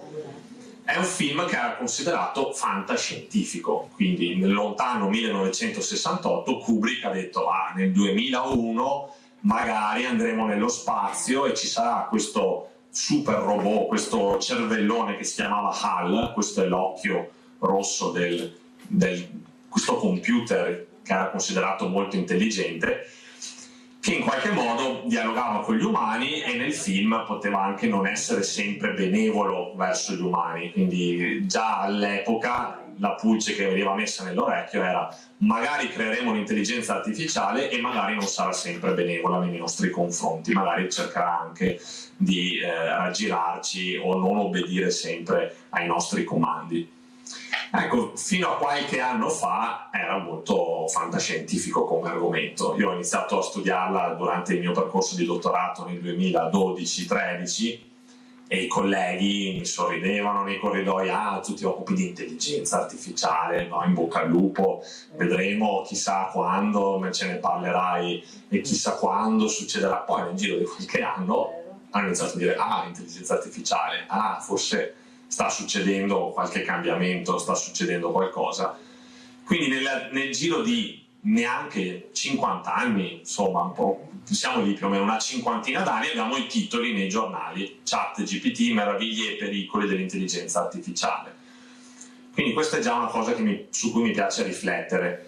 Con la tecnologia si hanno dei tempi molto strani, in 50 anni succede di tutto. Non è come con altri saperi, con altre discipline dove si parla di centinaia d'anni, di migliaia d'anni di evoluzione culturale. Qui nel giro di 50 anni l'informatica ha cambiato totalmente faccia. Dalla fantascienza arriviamo alle prime pagine dei giornali e sembra che sia effettivamente realtà. E quindi con la tecnologia si fa anche fatica a fare previsioni. Cosa succederà fra 10 anni? Non lo so, fra 2 anni magari riusciamo a immaginarcelo, ma 10 anni, 50 anni potrebbero succedere molte altre cose.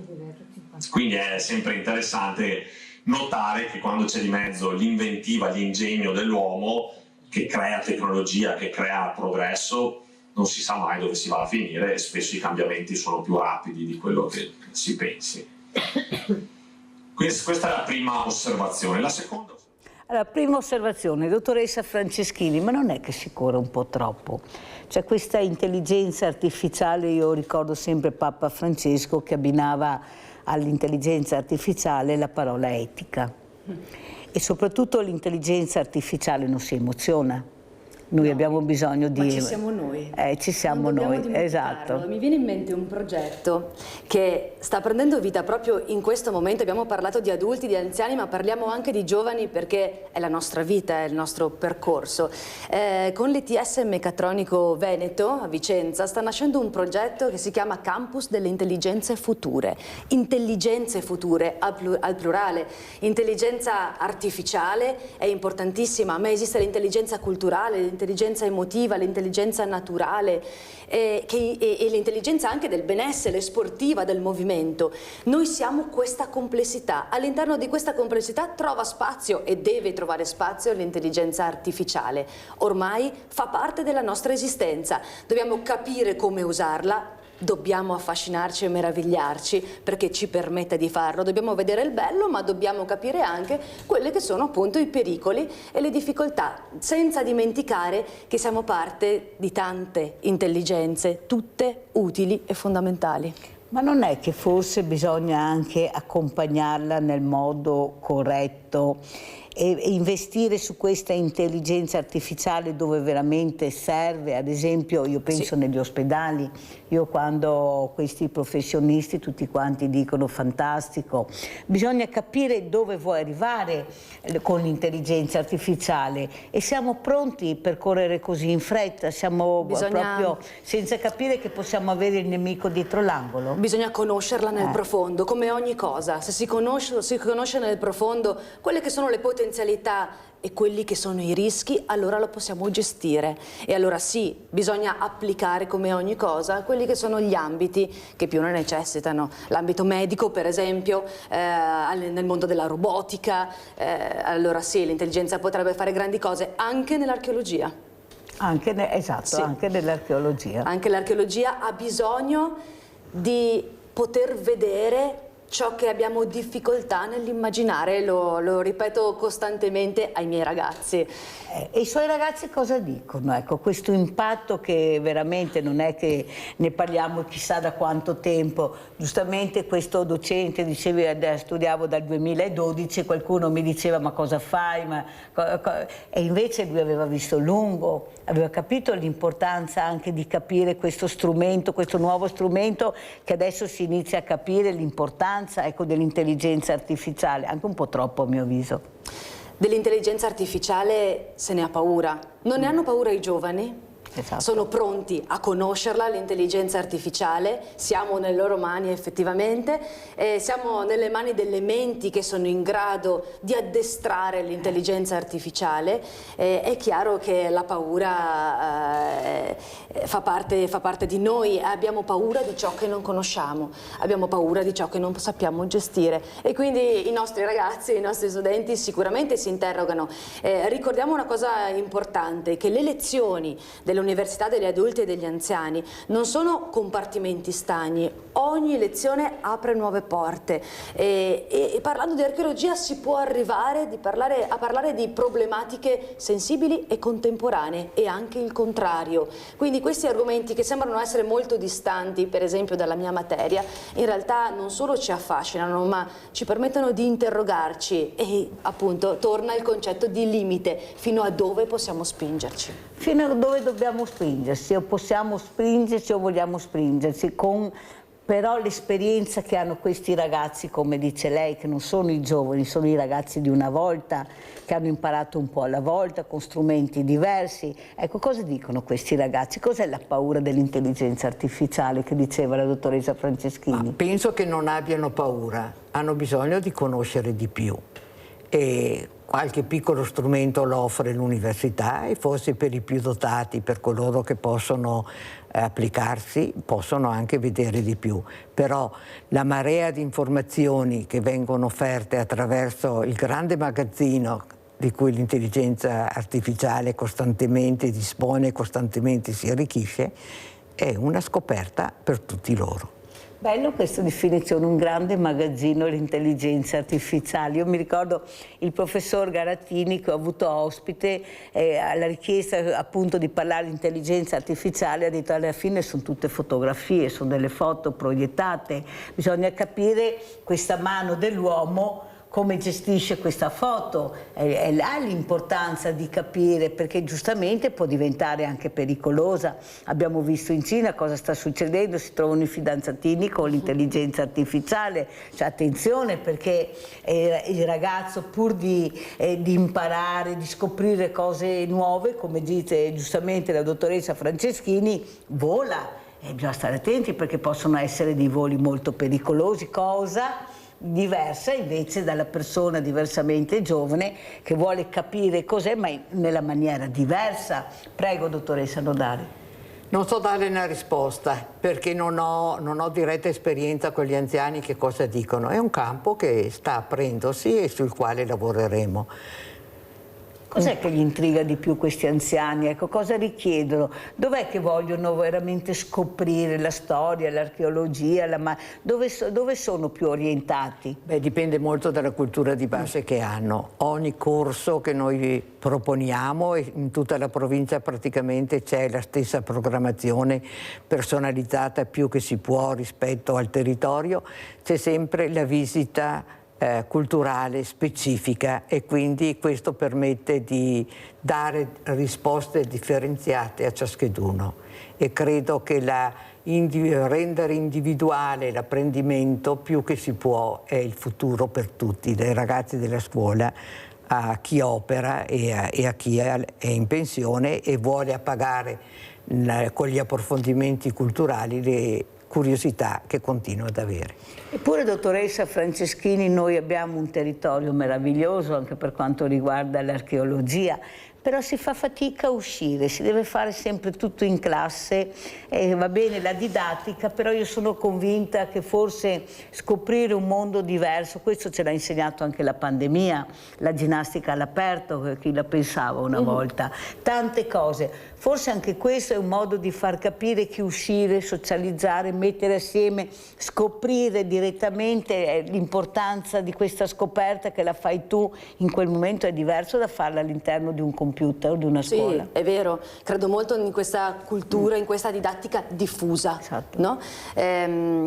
Ma è anche un modello che vogliamo perseguire, perché è vero che ci sono le lezioni all'interno delle diverse sedi, ma è vero anche che vengono organizzati dei viaggi, delle esperienze, direi, a vedere con i propri occhi, a toccare con le proprie mani, ed è bello farlo anche in archeologia. Abbiamo accompagnato i nostri studenti a vedere con i propri occhi la bellezza per diventare turisti consapevoli. Insegno sempre che è bello guardare un parco archeologico dove però mancano quei reperti che si trovano all'interno del museo. Ecco allora che un vero turista consapevole, che è il nostro vero obiettivo, va a vedere il parco archeologico, riempie i propri occhi di bellezza e poi contribuisce alla sua conoscenza attraverso quello che c'è all'interno del museo. Anche questa è conoscenza diretta. Molti degli studenti dell'università, degli adulti e degli anziani di Vicenza hanno per esempio fatto delle esperienze all'interno di quei piccoli musei archeologici, naturalistici del nostro territorio, che sono forse meno conosciuti di quelli più famosi, ma che in realtà hanno offerto loro la possibilità di vivere una visita didattica fuori dal comune. È quello che ci piace organizzare, la visita che più mi compete magari, che è quella del contesto storico, e poi delle incursioni teatrali e il toccare con mano dei reperti di ricostruzione, di archeologia sperimentale, di avvicinarsi a quei luoghi che tanto possono offrire e che poco si conoscono, proprio perché il nostro territorio offre tantissimo, ma lo conosciamo sempre troppo poco. Esatto, questa informazione che non arriva come dovrebbe arrivare. Io mi ricordo anche Aquileia, ad esempio, ecco uno dei tanti posti che abbiamo più vicino, però non vedo tutta questa informazione su quello che ti offre anche il proprio territorio. Ad esempio queste gite, qualche classe sì, ma non più di tanto, sempre il problema del trasporto, dei costi, dell'assicurazione, ma io perdo una cosa veramente importante della mia vita, che è a pagare la mia curiosità, cos'era il mio territorio una volta, come si lavorava una volta, cosa si trovava, come si mangiava.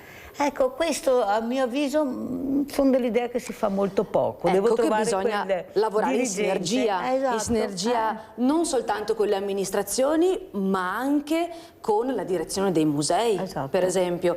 Devo dire che siamo stati fortunati, porto l'esempio del museo di Montebelluna, della conservatrice, della direzione, che hanno veramente aperto le porte. L'ha detto lei, siamo stati fortunati. Siamo stati fortunati, ma ce ne sono tanti. Io sono molto ottimista e positiva, e quindi si inizia con una sede e poi si crea quella rete che è così importante. Anche perché sono dei lavori anche futuri che possono veramente intrigare questi giovani, ma bisogna accompagnarli, dottoressa, andare in questo percorso. Ecco che diventi diversamente giovane con una cultura diversa, e siamo sempre là, però il diversamente giovane non ha così tanto tempo di aspettare di essere inserito in rete, il giovane invece sta correndo per essere inserito. Dobbiamo trovare un equilibrio, cosa dice? Certo.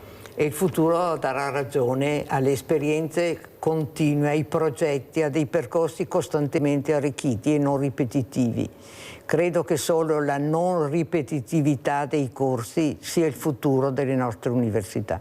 Lei ha portato tanti fogli, cosa vuole leggere? Perché ha tutti questi fogli davanti? Cosa le interessa dire? Sono i programmi differenziati. Cominciamo a vedere intanto e a sentire questi programmi. Programmi differenziati delle varie sedi, perché ogni sede ha un programma nel rispetto, e il discorso del dialogo con i comuni. Ad esempio, porte aperte all'università, iniziamo con questo. Porte aperte all'università era nell'autunno scorso, l'Onigo doveva doveva andare alle urne, è andata alla fine settimana precedente, abbiamo fatto 3 incontri per tutta la popolazione, perché l'università fa corsi propri, però non è qualcosa di esclusivo. In vari momenti apre a tutta la popolazione delle iniziative, degli incontri. E un ex segretario comunale, che era corsista dell'università, ha proposto 3 incontri: il ruolo del sindaco, il valore del consiglio comunale, l'operatività della giunta. La popolazione è stata presente e ha detto: non sapevo che qua si lavorasse così tanto. Sono delle elezioni... 3 argomenti poi che intrigano il cittadino, questi tutti quanti. 3 cose positive che sembravano particolarmente interessanti a una popolazione che conosce il municipio, che sa di chiedere la carta d'identità e di chiedere dei servizi, ma non sa tutto il lavoro in rete che viene fatto da ogni amministratore per la propria popolazione. Vediamo un'altra cosa. Quella nuova che stiamo facendo in comune di Vicenza, poiché molti corsisti frequentano le sedi periferiche perché non c'è spazio a Vicenza nelle sedi centrali per ospitarli, perché bisogna rispettare il numero di posti che le aule dispongono. Stiamo aprendo nelle varie circoscrizioni e il Comune mette a disposizione con l'autunno prossimo la sala civica del quartiere e noi proponiamo un giorno alla settimana di attività didattica, un giorno alla settimana che viene a costare ad ogni iscritto circa 2 euro della mattinata, quindi proprio simbolico. Proprio perché i costi sono questi, suddivisi tra tutti, quindi c'è l'impegno non dell'offerta totalmente gratuita, che uno partecipa e non partecipa, tanto non ho pagato niente, ma sapendo che paga 2 o 3 euro a lezioni di archeologia, a lezioni sugli 80 anni della Costituzione, storia e diritti della Costituzione, conosce il discorso, per esempio un tema che l'anno prossimo sarà approfondito, sarà il tema di Machiavelli, perché è sempre maestro del nostro oggi,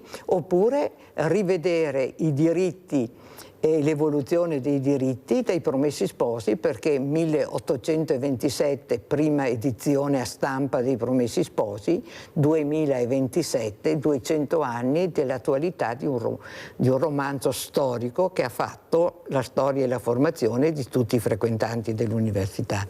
E altri temi, sia il discorso dell'educazione alimentare, perché i pilastri oltre alla cultura sono il movimento e il mangiar sano, quindi questi pilastri con conversazioni, lezioni, prove pratiche, più ne ha più ne metta, per poter avere un invecchiamento attivo autenticamente efficiente per ciascuna persona. L'archeologia, dottoressa Franceschini, fa spiegare anche questo, cosa mangiavano una volta. Delle volte vediamo che trovate dei cibi ancora conservati che fanno capire anche qual era l'alimentazione. Queste sono delle scoperte veramente incredibili. Prego, dottoressa, e poi se vuole aggiungere qualcosa a quella che ha detto la dottoressa Nordali. E quante volte mi è capitato, di fronte a una delle immagini che amo proiettare e far vedere ai nostri studenti, cioè le immagini di scavi di tombe, mi piacciono particolarmente, mi intrigano particolarmente gli scheletri e i corredi funerari, e i miei studenti lo sanno benissimo e scherziamo anche su questo. Quante volte ci è capitato di aprire appunto mondi diversi e quindi entrare nel mondo dell'alimentazione, entrare nel mondo della paleopatologia, quindi delle malattie antiche, anche solo da un piccolo dettaglio, ovvero i denti. Guardiamo questi denti, ci sembrano perfetti, e quante malattie invece ci possono raccontare, e l'evoluzione anche di quello che siamo attraverso un piccolo dettaglio di una fotografia che appartiene magari a più di 2000 anni fa. E quindi è veramente affascinante e mi affascina ogni volta, come il mondo dell'alimentazione tra l'altro.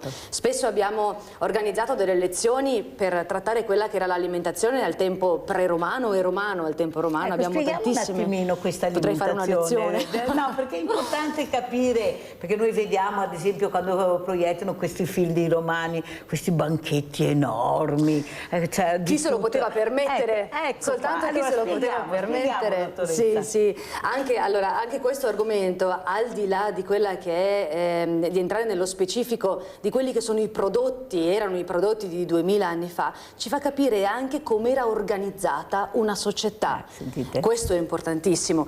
Noi abbiamo sempre in mente questi banchetti che si organizzavano all'interno del triclinio in epoca romana, all'interno della domus, la casa, la dimora dei ricchi patrizi romani, ma quei banchetti, che era il momento più importante, la cena organizzata verso il tardo pomeriggio, appartenevano a una piccola parte della popolazione, appunto chi se lo poteva permettere. Tutto il resto della popolazione mangiava quello che riusciva ad avere. Qualcuno alla mattina si svegliava presto per farsi invitare a casa di questi ricchi patrizi romani per poter vedere che cosa arrivava sopra quei piccoli tavolini, e arrivava da tutte le parti dell'impero, chiaramente, per assaggiare quei gusti che raccontavano di luoghi lontani nel Mediterraneo. Profumi diversi. Sì. L'archeologia fa anche questo, possiamo parlare anche di archeologia sensoriale, se vogliamo. Attraverso un reperto, una ricostruzione, un'immagine o le parole, dobbiamo riuscire a cercare di percepire anche l'odore e i profumi di 2000 anni fa. Se riusciamo ad arrivare a quello, abbiamo veramente vinto.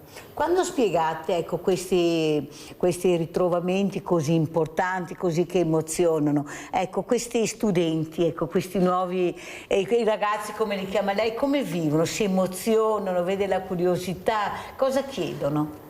L'emozione è palpabile, l'emozione è anche in noi perché quello che è il nostro lavoro è anche passione e il contrario, e questo deve essere assolutamente trasmesso. Dicevo prima, il sapere non è custodito in una sola persona, ma è un viaggio che si fa insieme, è un'esperienza culturale insieme, e vinciamo quando alla fine di una lezione i nostri studenti hanno voglia di scoprire ancora di più, di ritornare la prossima volta. Lasciamo anche una sorta di suspense per poter proseguire, perché le lezioni non si esauriscono in un incontro soltanto, ma vengono divise in più incontri, ed è un viaggio meraviglioso. Queste persone che vengono a queste università, questi studenti diversamente giovani, sono accompagnati dalle famiglie, dai nipoti, cioè c'è una famiglia attorno a questa curiosità che li supporta? Riteniamo di sì. Noi chiudiamo l'anno con un questionario in cui esprimono dei giudizi sull'organizzazione, sui contenuti, sull'apprendimento. Richiediamo se vogliono, se parlano dell'università fuori. Io sto controllando adesso i risultati, circa il 50% degli iscritti, perché rispondono in numero consistente al questionario di sondaggio, e abbiamo il 93-94% che dice di portare fuori dell'università i contenuti dell'università stessi. Cosa vuol dire? A mio avviso è parlare con il coniuge, parlare con il nipote, e addirittura, non so nell'ultimo tempo perché si sta lavorando sul digitale, quindi è più difficile, ma più persone mi raccontavano di passare gli appunti delle lezioni di letteratura, lo dicevano a me perché il tema era mio, le lezioni di letteratura ai nipoti, che trovavano molto curiosi e molto complementari a quello che imparavano a scuola i contenuti dell'università. Esatto. Quindi la trasmissione c'è ed è fortissima. Come ancora una volta è dominante il discorso della cultura, perché più cultura c'è, anche maggiore trasmissione dei contenuti c'è. È un impegno per il nostro futuro. Certo. Dottoressa Franceschini, ormai siamo quasi in chiusura. Cosa vorrebbe dire? Ecco, cos'è che vi aspettate? Adesso arriva l'estate, ecco, questa solitudine, perché si chiudono le scuole, si chiudono tanti centri di aggregazione. Invece, come diceva giustamente la dottoressa Nodari, la continuazione, bisogna continuare. Ecco, l'ha dimostrato la pandemia, l'importanza di stare assieme, di socializzare. Chi avrebbe mai pensato di trovare i ragazzi seduti fuori dei marciapiedi delle scuole? Perché perché è il loro ambiente, la scuola, l'importanza della scuola, ma questo vale anche per i diversamente giovani, ecco l'aggregazione, il sapere assieme, fare comunità, prego, la comunità, la parola comunità. Assolutamente, l'esperienza dell'Università Adulti e Anziani chiarisce questo punto, diventa un punto di riferimento, un servizio per la comunità, un servizio costante, è una parola importantissima e non si esaurisce con il termine delle lezioni, continua anche d'estate e un ruolo fondamentale ce l'hanno proprio quelli che sono i responsabili, cioè quegli attori intermedi di questa catena, potremmo dire, dalla direzione, al docente, ma il responsabile, dicevo prima, è l'occhio della situazione, diventa esso stesso un punto di riferimento e con grande sensibilità e inclusione chiaramente e attenzione dà quelle risposte e crea quell'ultimo passaggio fondamentale, il contatto diretto con quelli che sono gli iscritti, ha la situazione sotto mano e chiaramente confrontandosi con la direzione è in grado di gestire una moltitudine di persone in maniera costante, sempre presente. Anche il luogo è importante, il luogo diventa identità. Si sa che in quel luogo si fa cultura, si fa comunità, si fa relazione. La bellezza del luogo, la storia del luogo, anche questo può intrigare. Noi abbiamo dei luoghi meravigliosi, dei luoghi bellissimi. Io dico sempre, ad esempio, anche i teatri, aprirli di più anche al pomeriggio, ma perché solo alla sera sono diventati dell'ite? No, deve essere un luogo che io posso frequentare dove si fa cultura. Dottoressa Nordari, abbiamo un po' troppo chiuso, a dire la verità, dobbiamo aprire di più perché sono luoghi che appartengono a tutti, appartengono alla comunità, sono lasciti che appartengono alla comunità, non è del politico o dell'amministratore di turno, il luogo è della comunità per fare cultura, o sbaglio? Sì, però bisogna dare anche contenuti, non solo aprire e fare, e questo è un passaggio successivo. Comunque io credo che per i nostri frequentanti sia anche semplicemente importante sapere quando si riprende e avere quel collegamento attraverso le varie chat che continuano a girare e a tenere attive le persone. Questa mattina, per esempio, Vicenza con 3 pullman diverse sono partiti per andare ad Assisi perché durante l'anno è stato fatto in molte università l'approfondimento di San Francesco nel tempo. Sono partiti da 13 sedi diverse con percorsi diversi, 3 pullman, ma si troveranno un bel momento domani a mezzogiorno tutti e quanti nella Basilica di San Francesco d'Assisi. Quindi ci sono delle occasioni, certo che ogni singolo staff locale deve saper dialogare con le amministrazioni comunali e deve saper trovare innovazioni locali.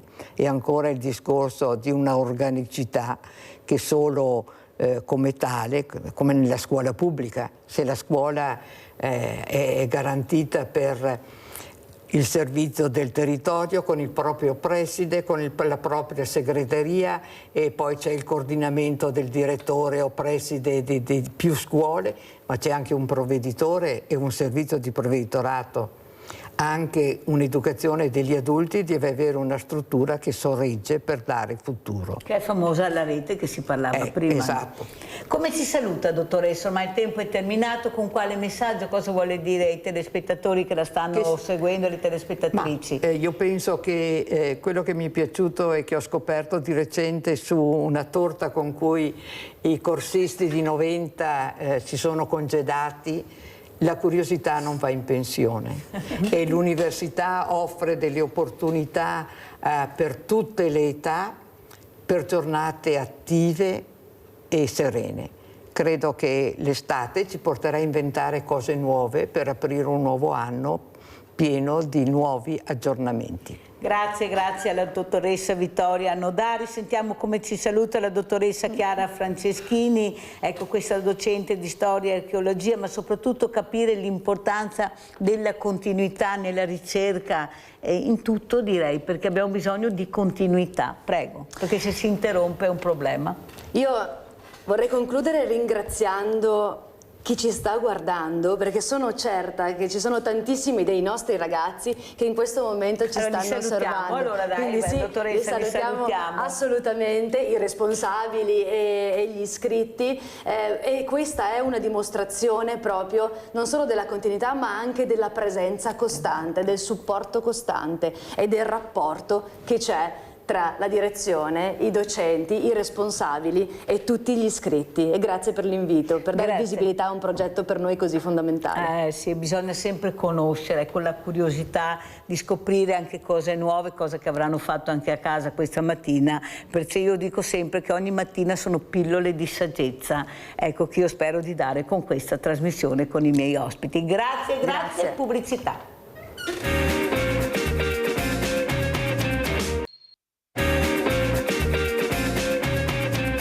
E saluto la dottoressa Mariano Caretta, psicologo, consiglio, comitato Tuteliamo la Salute, assieme alla dottoressa Rossella Macà, docente, lettere, consiglio, comitato Tuteliamo la Salute. Dottoressa, partirei proprio da lei. Prima abbiamo un po' interloquito durante la pausa perché Mirella è molto depressa. Nel senso che io dopo, quando ho terminato questa trasmissione, vado al Banco Solidale che oggi è aperto e quello che vedo mi rattrista tantissimo. Vedo persone che non riescono ad arrivare alla fine del mese, sono le nostre famiglie. Io cerco di dare, per tutelare la salute, anche una borsa sana, una borsa corretta anche nell'alimentazione. Però faccio molta fatica perché i prodotti non arrivano, perché è facile dire mangia sano, 1 litro di olio extravergine di oliva, no, 1 litro, una bottiglietta così costa 15 euro, la carne buona costa, il pesce, la frutta, tutto. Allora come tutelo la mia salute, dottoressa? Devo fare movimento con chi da sola, chi viene a prendermi, se sono diversamente giovane, non ho voglia. Dobbiamo intrigare questa popolazione che sta diventando sempre più diversamente giovani, perché i giovani bene o male si arrangiano. Le fragilità le vedo da un'altra parte, non vedo tutta questa fragilità nei giovani. Forse abbiamo concentrato troppo l'attenzione su di loro invece di concentrarla su chi veramente ha bisogno di attenzione, che sono i nostri diversamente giovani. Prego. Ma io penso che noi possiamo parlare di salute quando parliamo di un'armonia di mente, corpo e cuore, le 3 dimensioni che partono dalle esigenze fisiche quotidiane alle esigenze dell'interazione, alle esigenze legate allo stare insieme, al parlare, alle esigenze anche di coltivare una propria spiritualità indipendentemente da qualsiasi forma religiosa. E queste 3 dimensioni si riescono a coltivare nel momento in cui c'è una comunità. Nel momento in cui c'è interesse, il saper stare assieme, nel momento in cui c'è condivisione, nel momento in cui c'è anche fiducia però, no? Nel proprio presente, nel proprio futuro, nel momento in cui c'è anche un po' di generosità e di gratitudine, perché non ci rendiamo neanche conto di quante cose abbiamo, su quante cose possiamo contare, diamo forse troppo per scontato in ogni ambito, dall'ambito materiale all'ambito ambientale. Noi siamo un comitato di natura ambientalista e per troppo tempo forse anche nelle nostre zone abbiamo dato per scontato l'acqua pulita in grande quantità, in ottima qualità. E forse adesso però ci stiamo rendendo conto che non va dato nulla per scontato. Ecco, forse ce la sanno raccontare bene e noi ci crediamo, e questo è il grande problema, che siamo un po' creduloni, siamo un po', diciamo così, che non approfondiamo abbastanza la cosa che ti dovrebbe interessare, che è la nostra salute, che è l'ambiente poi alla fine. Quando parli di ambiente parli a 360 gradi. Prego, Caretta. Allora, una piccola parentesi, prima di tutto volevo ringraziare la rete che ci ospita, volevo ringraziare la signora Mirella, per quanto mi riguarda è la 3ª volta che sono qui e questo dimostra l'interesse anche della signora Mirella, ma della rete comunque, che poi ci ha seguito. Mirella, no signora. Vabbè, Mirella.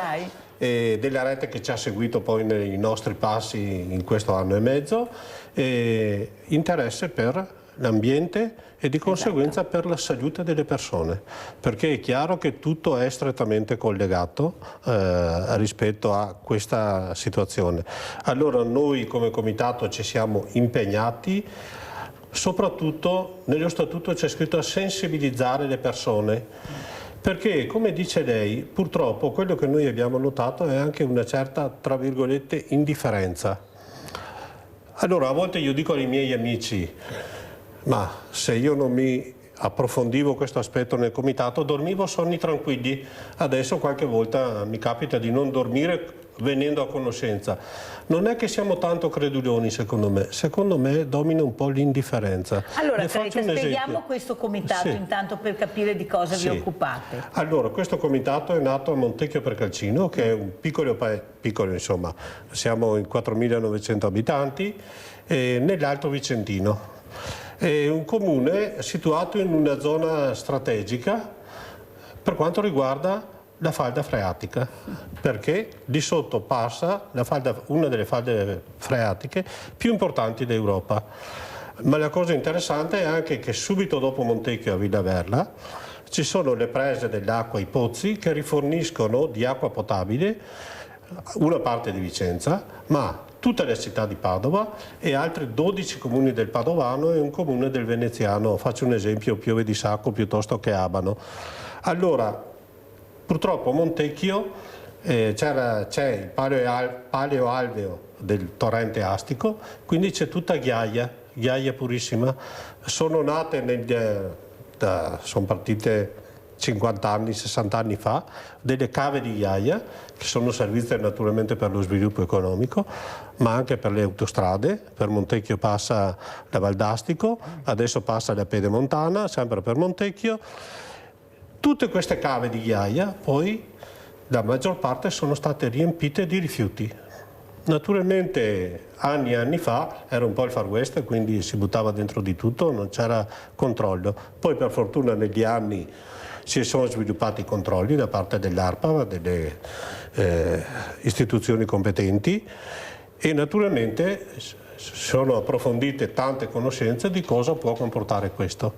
Ecco, allora noi siamo nati perché in questa zona di ricarica di falda, dentro una cava, oltre alle sabbie di fonderie, lavorazioni di sabbie di fonderie che sono partite 40 anni fa, infatti lì ci sono cumuli di sabbie nere, la ditta che è proprietaria, Silva, che fa parte della multinazionale Ecoeridania, vuole instaurare una industria insalubre di prima categoria per il trattamento di rifiuti ospedalieri pericolosi e a rischio infettivo. Allora, di fronte a questo, noi del comitato ci siamo mossi per approfondire questa cosa, perché il nostro timore era che questo passasse inosservato, proprio perché, come diceva lei, ci facevano credere che era tutto bene, che andava tutto bene. La fanno raccontare bene. Sì, si pensi che il comune di Montecchio Precalcino ha pagato un esperto, professore universitario di Bologna, per dirci che questo impianto era migliorativo rispetto alla situazione. Su questo noi non siamo assolutamente d'accordo su queste conclusioni. Ed effettivamente bisogna dire che poi nel corso del tempo, su sollecitazione dal basso, e questa è una cosa importante da tenere presente, su sollecitazione quindi della popolazione, abbiamo raccolto più di 5.000 firme, abbiamo coinvolto e abbiamo sentito amministrazioni, ma siamo partiti dalle amministrazioni locali, ci siamo poi allargati alle provinciali, alle regionali, ma siamo andati ben oltre, abbiamo coinvolto le diocesi, che sono di Vicenza e Padova, che sono state molto sensibili e continuano a essere molto sensibili su questo piano. Si pensi che siamo arrivati con una petizione europea, siamo andati al Consiglio europeo. È stata una petizione... Bisogna che hai firme, che hai numeri per arrivare. Sì, e le competenze anche, perché bisogna dire che come comitato ci siamo dati da fare sul piano delle competenze, delle conoscenze, coinvolgendo esperti che ci spiegassero, perché noi eravamo... Ognuno nel proprio campo. Ognuno nella propria competenza, e questo ci ha portati in Europa. e dove la nostra petizione è stata accolta, tenuta aperta. Siamo stati sentiti al Parlamento europeo, siamo andati a fine febbraio a Bruxelles, una decina di noi, a presentare questa petizione. Ma diciamo una cosa un po' anche leggera ma importante, a Montecchio per Calcino c'è un grande cimitero inglese e l'allora principe Carlo, ora re Carlo, era nel 2017 venuto in visita. Allora noi abbiamo scritto anche a re Carlo. La segreteria di re Carlo ci ha risposto, per ben 2 volte abbiamo scritto e ci ha risposto. Diciamo con un po' così di delusione da parte del sottoscritto cittadino di Montecchio, perché in contemporanea al fatto che re Carlo ci rispondeva, il sindaco del nostro paese ci scriveva, avevamo chiesto di incontrarlo, che non intendeva incontrarci. Allora questo contrasta molto, capito, di fronte a questo. Però questi sono, tra virgolette, fatti secondari. La cosa importante è che in tutto questo percorso, alla fine, la conferenza dei servizi, mentre la valutazione di impatto ambientale era stata positiva con delle prescrizioni, alla fine la conferenza dei servizi della provincia di Vicenza ha detto no. E questa è una cosa importante. Allora, ha detto no verso a metà del mese di marzo e in questi giorni scadono i termini, 60 giorni per la ditta per presentare ricorso al TAR. Allora noi non sappiamo se la ditta ha presentato ricorso o non ha presentato ricorso, però è successa un'altra cosa importante, perché chiaramente questo movimento ha fatto sì che venissero coinvolti gli acquedotti di Padova, di Vicenza e Ato Bacchiglione. La famosa rete che inizia veramente a strutturarsi. Che hanno fatto sì che siano state approvate le aree di salvaguardia, perché noi eravamo assolutamente ignari di questi aspetti, però approfondendo, studiando, come dicevamo prima, abbiamo capito che c'è una legge, un decreto nazionale del 2006 che prevede un'area di protezione dove ci sono dei pozzi che riforniscono acqua potabile. Legge inapplicata e adesso qui dobbiamo riconoscere che la Regione ad esempio ha fatto la sua parte e quindi anche i politici si sono mossi perché poco tempo fa, il mese scorso, la Regione ha fatto un decreto di giunta in cui vengono riconosciute queste aree. Ecco, all'interno di queste aree non si possono fare determinate attività, ad esempio un'industria insalubre di quella prima che categoria. ha spiegato benissimo lei. Però dottoressa Maccà, è anche vero, lei è anche psicologa, che c'è difficoltà a capire il mondo ambientalista. Voi avete tantissime volte anche la popolazione, una parte della popolazione contro, gli ambientalisti dicono sempre di no e non va bene niente, proprio perché manca l'informazione, senza spiegare invece che queste associazioni hanno all'interno delle persone molto competenti e quando dicono no c'è perché c'è un motivo serio. Ecco qua l'approfondimento, perché ha detto di no, informati perché ha detto di no, perché lui sta tutelando anche la tua salute con quel no, che tu attacchi invece basta con sti ambientalisti, tanto è vero che fanno fatica a prendere anche voti, dire il vero, nel nostro territorio, cose diverse invece in altri stati. Allora noi a parole siamo molto vicini all'ambiente, ma poi nei fatti il famoso mi non vo combattere, non mi interessa finché la cosa non ti riguarda. Ecco qua il problema che abbiamo.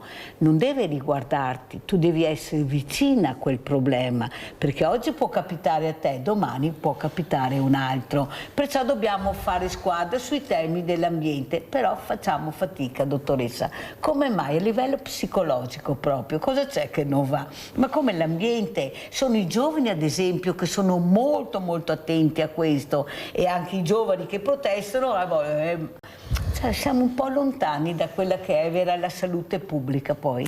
Allora, io sono insegnante, dopo, ahimè, nella scuola di oggi sono costretta a fare anche un po' da psicologa. È importante. Esatto. E c'è un grande paradosso. Appunto, io insegno lettere alla scuola secondaria di primo grado e gran parte del mio programma di geografia riguarda proprio lo sviluppo sostenibile, i problemi ambientali, l'agenda 2030 per uno sviluppo sostenibile, e dobbiamo considerare che i ragazzi studiano questo, devono fare verifiche su questo, portano questi argomenti agli esami, e se sai appassionarli riescono anche a seguirti, però devono vedere la partecipazione del mondo adulto in questo. Non so, io ho 2 classi di terza media e ben 3 ragazzi si iscriveranno a un istituto agrario, che non è poco, perché in questi anni siamo riusciti, forse un po' per la loro predisposizione, ma anche la scuola ha dato degli strumenti per capire l'importanza dell'ambiente. Dov'è che c'è lo scollamento? Lo scollamento probabilmente è quando questi ragazzi lasciano il mondo della scuola, dove imparano il perché di questo, dove i libri parlano proprio di questo, il libro di antologia, il libro di geografia, e si passa poi nel mondo dell'adulto, dove quell'ambientale, ahimè, con grande miopia, non è una priorità della maggior parte delle amministrazioni pubbliche. Ora però forse qualcosa sta cambiando, perché anche la nostra esperienza di comitato, che per forza di cose ha cercato il dialogo con le amministrazioni, con i gestori delle acque, con le diocesi, il nostro primo obiettivo è stato quello di far capire come ci debba essere un approccio integrato, One Health, una salute che riguarda tutte le nostre dimensioni, da quelle più strettamente quotidiane e fisiche a quelle invece che si trovano su altri piani. E proprio una delle cose positive che siamo riusciti a realizzare è stato questo dialogo, e speriamo che continuerà questo dialogo indipendentemente da quella che è stata la nostra causa, perché comunque tanti amministratori a livello locale, a livello provinciale, a livello regionale hanno capito che i cittadini, almeno alcuni cittadini, non sono più disposti a subire decisioni dall'alto nel momento in cui viene toccata la loro terra, il loro ambiente e quindi la loro salute, perché siamo tutti interconnessi, e lo dice il mondo della psicologia, della scuola, quindi va nell'interesse di tutti quello di occuparsi del bene comune. Poi nel momento in cui io mi occupo del mio bene comune, tanti lo dicono, ma è così, con un effetto farfalla, le conseguenze ci saranno ben più lontano. Però devo essere sincera che vedo nelle giovani generazioni una maggiore attenzione. Forse sono più attenti loro. La colpa è quella delle nostre generazioni, però stiamo cercando di seminare anche in quelle che verranno perché il ragazzo dopo. Forse si informa di più, è più attento al suo futuro, alla fine l'ambiente. Allora andiamo a vedere proprio a Vicenza questo impianto Silva bloccato e poi lo commentiamo. Andiamo a vedere il video. La provincia di Vicenza ha deciso il progetto di ampliamento presentato da Silva SRL di Montecchio Precalcino è stato bocciato. Nel corso della conferenza dei servizi e raccolti gli ultimi pareri, nell'area ex Affon non è stata autorizzata la realizzazione di un impianto trattamento sabbie di fonderia e quello di stoccaggio e trattamento dei rifiuti sanitari.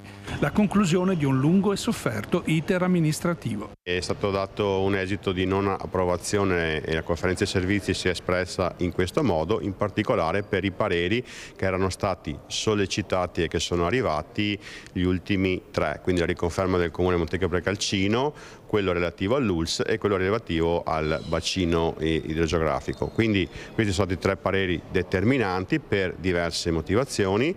Sono contento che siano stati valutati, come avevo più volte rilevato, i pareri che mancavano. In attesa della stesura ufficiale dell'atto definitivo del provvedimento, il sindaco di Montecchio Precalcino non trattiene un sospiro di sollievo. Sospiro di sollievo nel senso che è finito un iter lungo e complicato da questo punto di vista sicuramente. Noi abbiamo fatto un iter amministrativo di cui siamo come si può dire, siamo coerenti, siamo ne siamo felici del percorso fatto. Dal punto di vista tecnico il provvedimento ora è definito, si tratta di strutturare quella che sono appunto il provvedimento stesso, salvo poi che il soggetto interessato possa eventualmente fare ricorso al TAR. Nel pomeriggio è stata diramata una nota ufficiale dell'azienda che esprime sorpresa per l'esito dell'iter amministrativo proposto, progettato nel rispetto delle norme. In attesa di poter esaminare il dettaglio delle motivazioni, l'azienda si riserva un ulteriore approfondimento tecnico attraverso gli strumenti previsti dall'ordinamento. Allora Caretta, come commentiamo? L'abbiamo già spiegato questo servizio, però il problema è che l'amministratore passa, il politico passa, se tu fai il danno poi sei il tuo il problema. È un problema veramente che dobbiamo iniziare a capire, perché noi pensiamo di atterrare dolcemente, non violentemente, ma con questi mezzi e con le leggi purtroppo che abbiamo non è che facciamo tanta strada per atterrare non violentemente ma dolcemente, perché mi sembra che le cose, i PFAS non hanno insegnato niente, no, forse? Anzi. Allora, posso dire che la parte legislativa c'è anche, però se non viene applicata, perché questo decreto del 2006 prevedeva le aree di salvaguardia, siamo 20 anni dopo e adesso arrivano a Montecchio, ma in seguito a questa sollecitazione arrivano a Montecchio.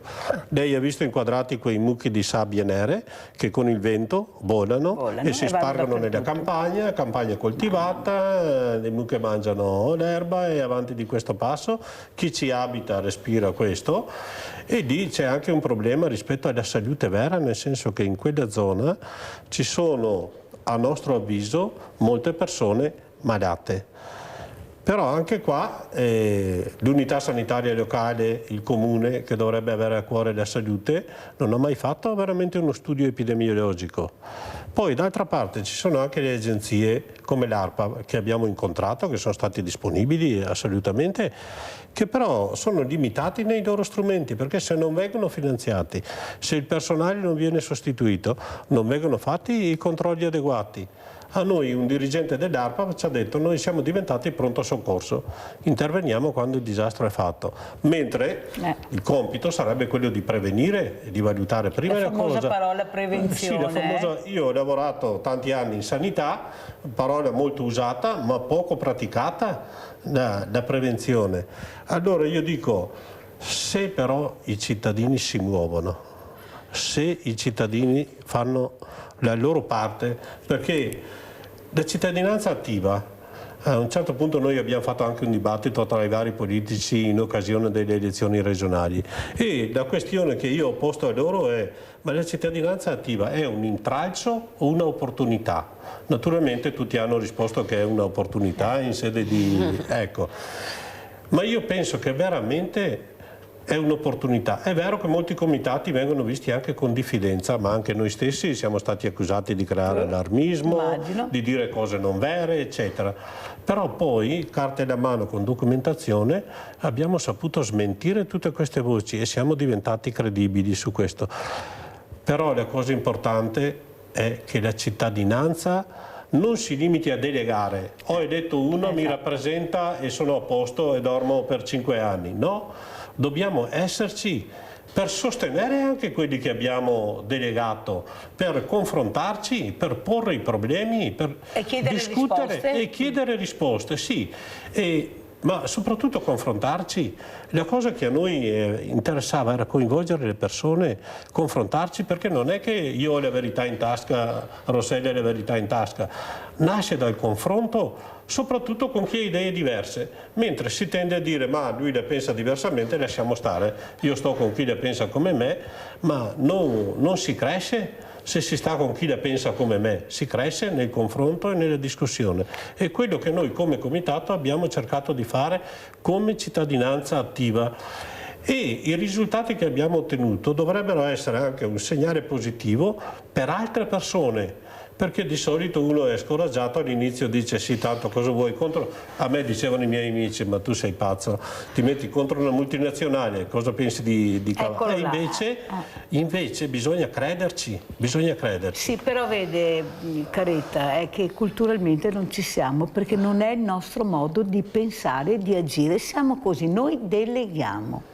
Ecco, il nostro problema è che noi deleghiamo. Una volta che abbiamo delegato, basta vedere anche il calo delle affluenze quando si va al voto. Certo. Il fatto è che si riesce a tutelare un territorio nel momento in cui i cittadini si fanno sentinelle del loro territorio.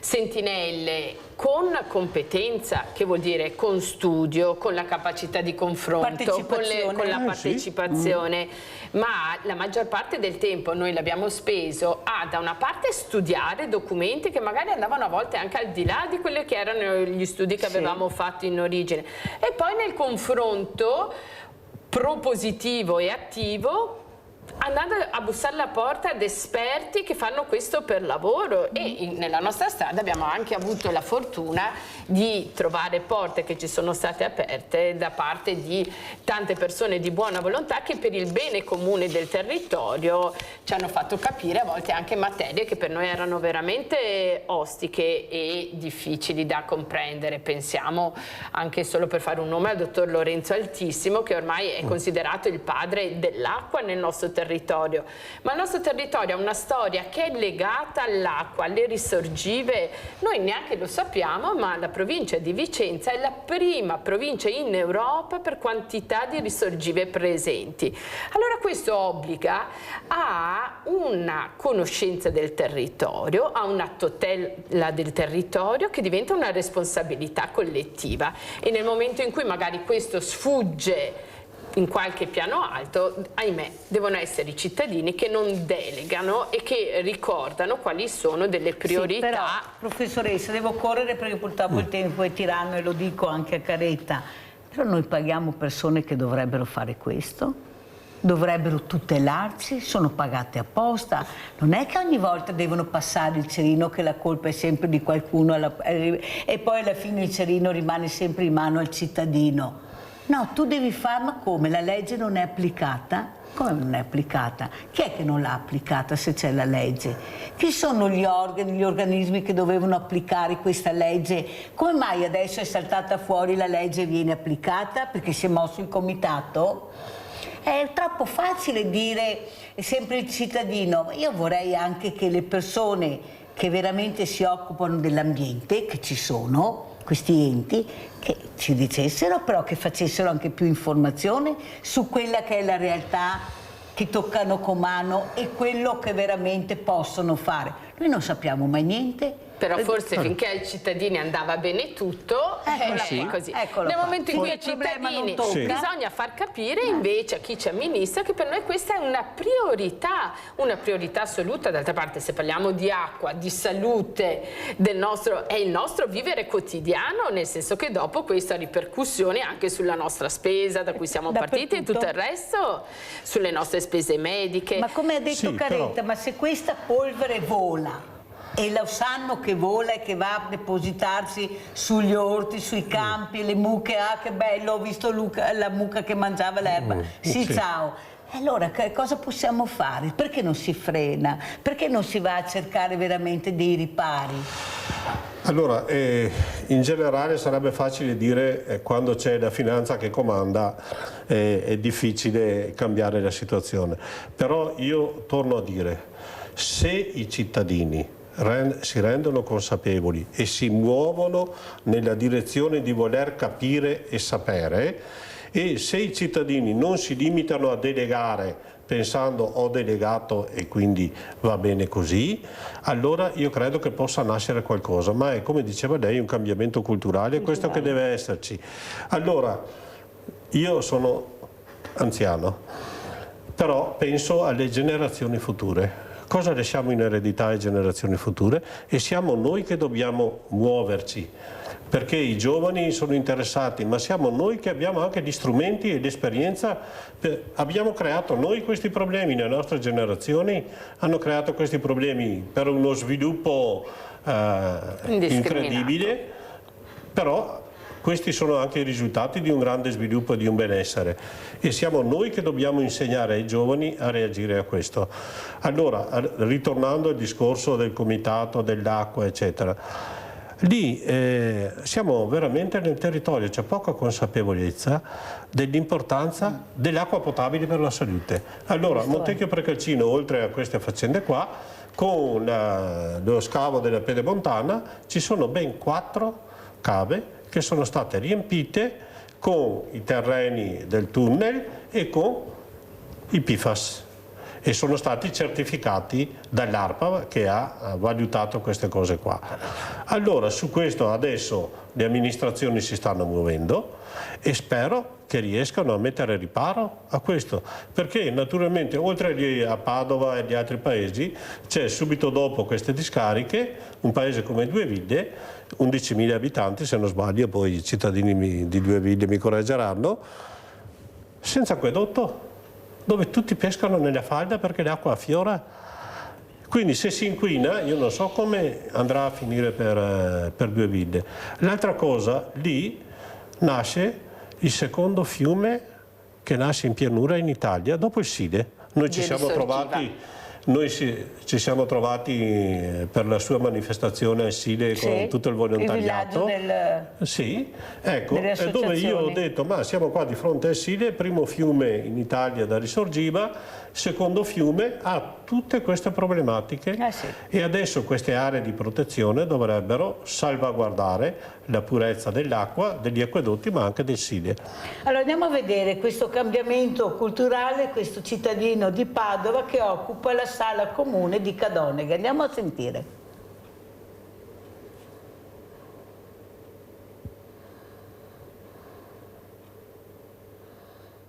Non ci sono corsie preferenziali, non ci sono diritti a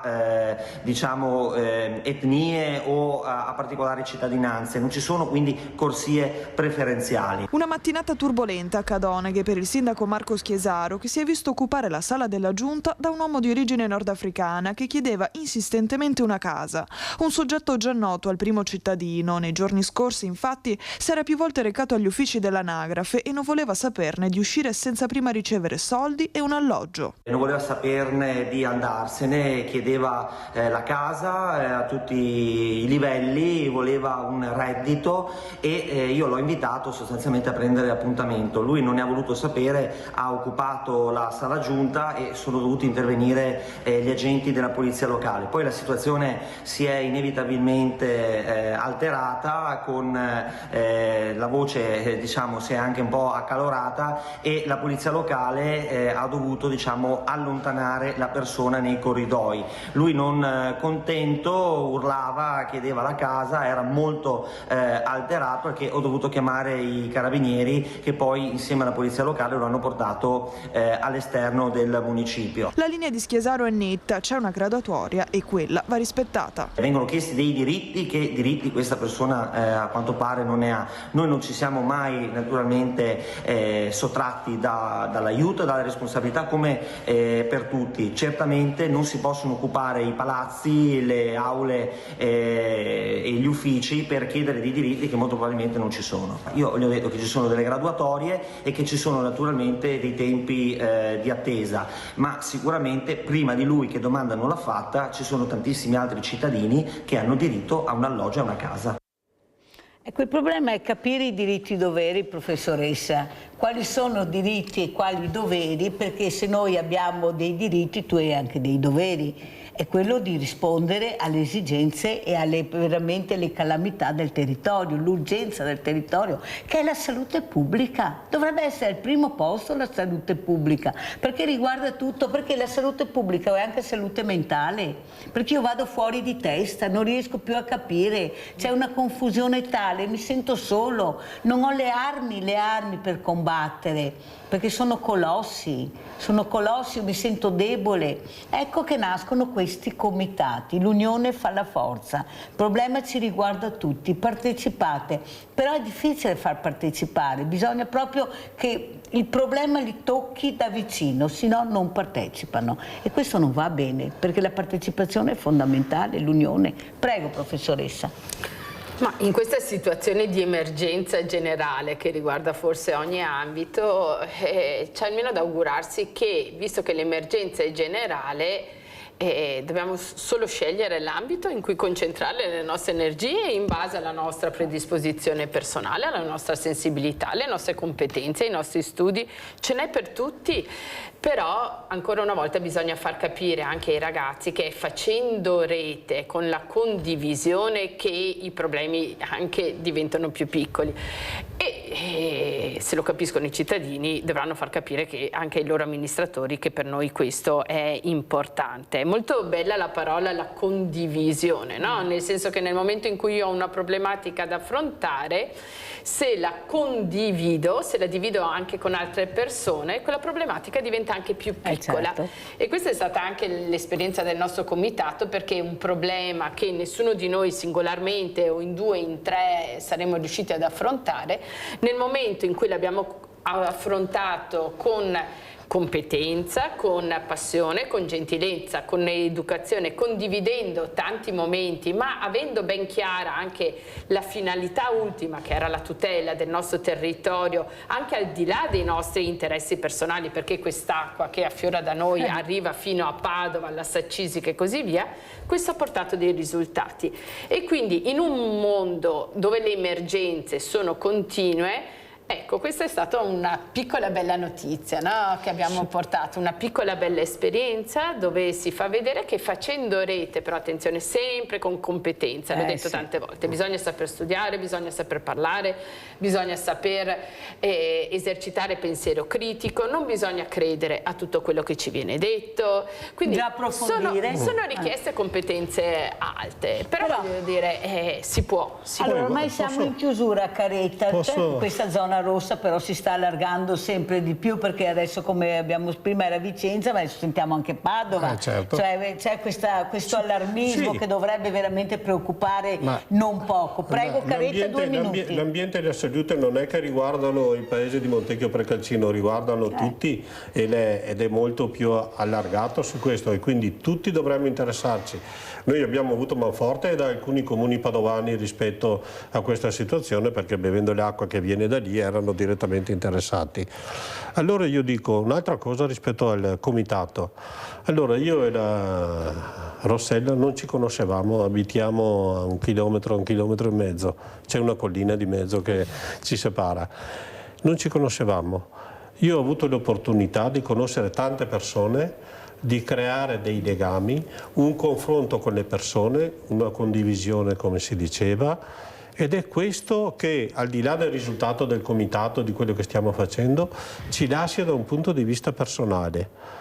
Lo stare insieme con altre persone, il confronto con altre persone, il conoscere e creare una dinamica personale, un gruppo di persone che ha l'obiettivo del bene comune, ma di riscontro ha un benessere proprio, perché stare insieme con delle persone, confrontarsi con le persone, qualcuno mi ha detto: ma sei ringiovanito? Magari, però chiaramente stando insieme, confrontandoci, uno si tiene anche vivo intellettualmente, moralmente, si ha la voglia di lottare. E ci sentiamo così meno soli anche di fronte alle emergenze che ahimè ci circondano. Grazie a Rossella Maccà, docente di lettere, consigliere comitato Tuteliamo la Salute, grazie a Mariano Caretta, psicologo, consigliere comitato Tuteliamo la Salute, e noi dobbiamo veramente aiutare, perché è un problema che riguarda tutti. Ecco, la salute pubblica, chi più, chi meno, ma riguarda tutti noi. Grazie, adesso andiamo a vedere il vostro assegno a chi è andato e noi ci vediamo domani mattina. Siamo con questa mamma con 3 bambine splendide. La mamma la chiameremo Aurora. Cos'è successo, mamma Aurora, che hai chiamato la Mirella? Ha detto: aiutami. Niente, abbiamo avuto lo sfratto. Ascolta Aurora, ma cos'è successo nella tua vita? Come mai ti sei trovata così? Niente, io mi sono separata nel 2015 e ci sono provvedimenti del giudice che parlano, che chiedono che il papà delle mie figlie dovrebbe darmi l'assegno di mantenimento. Però... E questo non è. Quanti anni hai? 9. Vai a scuola? Sì. Ti piace andare a scuola? E cos'è che aspetti da Babbo Natale? Che regalo ti piacerebbe avere da Babbo Natale? di stare tutti insieme e che il nostro futuro andrebbe sempre meglio. E tu, amore bello, e tu cosa vuoi da Babbo Natale? Quanti anni hai? 6. E cosa vuoi che Babbo Natale ti porti? Sentiamo, cosa chiedi a Babbo Natale che ti sta ascoltando? Vorrei che mi portasse i regali ai poveri. Ci penso sempre. Caro il mio bene. Ma poi ce n'è un altro di piccola, piccola. E questa bambina, questa sorellina, quanti anni ha? 1. 1 anno. Allora, fai l'appello, mamma. Cos'è che chiedi? Io chiedo intanto, ne abbiamo provate in tutte le maniere, un aiuto, una dimora fissa, chiediamo, soprattutto. È mercoledì, siamo al Banco Solidale ed è arrivata questa mamma che chiameremo Sole, perché ha 3 splendide bambine, è sola, ha preso una casa però è abusiva. Cosa è successo? Perché hai occupato quella casa? Niente, mi sono ritrovata a dicembre per strada con le bambine e tra l'altro le 2 piccole avevano l'influenza intestinale e eravamo al freddo e ho visto questa casa che era tutta chiusa e l'unica cosa era per ripararle dal freddo e darle un tetto perché eravamo in strada. Quanti anni hanno le tue bimbe? 10, 7 e 2. Allora, uno a casa si domanda com'è possibile arrivare a questi livelli. Nessuno ti ha aiutata, come mai non sei stata aiutata da nessuno? Ma hai chiesto aiuto? Sì, ovviamente, anche al sindaco, servizi sociali, però ovviamente nel comune dove abito io non ci sono case, non hanno disponibilità case in emergenza abitativa, perché sono tutte piene. Ma la tua paura vera qual è? Che mi portino via le bambine. Voglio fare un appello al comune, a chiunque, che mi aiutino, che non mi tolgano le bambine. Io cercherò di aiutarti, adesso vedremo come fare. Certo che questa presa di posizione da parte dell'amministrazione è giusta perché sei abusiva, però io penso che 3 minori non vanno buttati fuori di sicuro. Vedremo cosa succederà. Intanto ti do questo, che è l'assegno della grande famiglia di Rete Veneta, perché hai bisogno di tutto, sei senza niente. Che appello vuoi fare? Voglio fare un appello a chiunque di aiutarmi, soprattutto non buttatemi fuori da questa casa, ho bisogno di un tetto, le mie bambine soprattutto. Io lo faccio per le bambine, sono qua per tutelare le bambine. Sì. Ecco, siamo nel 2020, queste sono le soluzioni, tanti sportelli, tanti ascolti. Lei è arrivata qui oggi, non è di Treviso, non è trevigiana, per cercare aiuto. Non so cosa dire, vedremo come finirà questa storia. Andiamo. Questa è la spesa per mamma Sole, che si porterà a casa. Il nostro volontario la sta caricando, perché dobbiamo anche accompagnarla dove abita, sono le sue bambine che l'aspettano e perciò qualcosa almeno riusciamo a fare anche noi grazie all'aiuto della grande famiglia.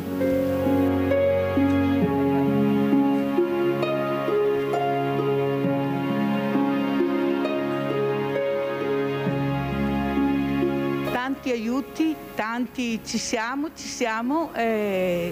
noi invece oggi qui ad aiutare questa mamma con queste 3 bambine, pensate 3, 10, 6 e pochi mesi, come si fa?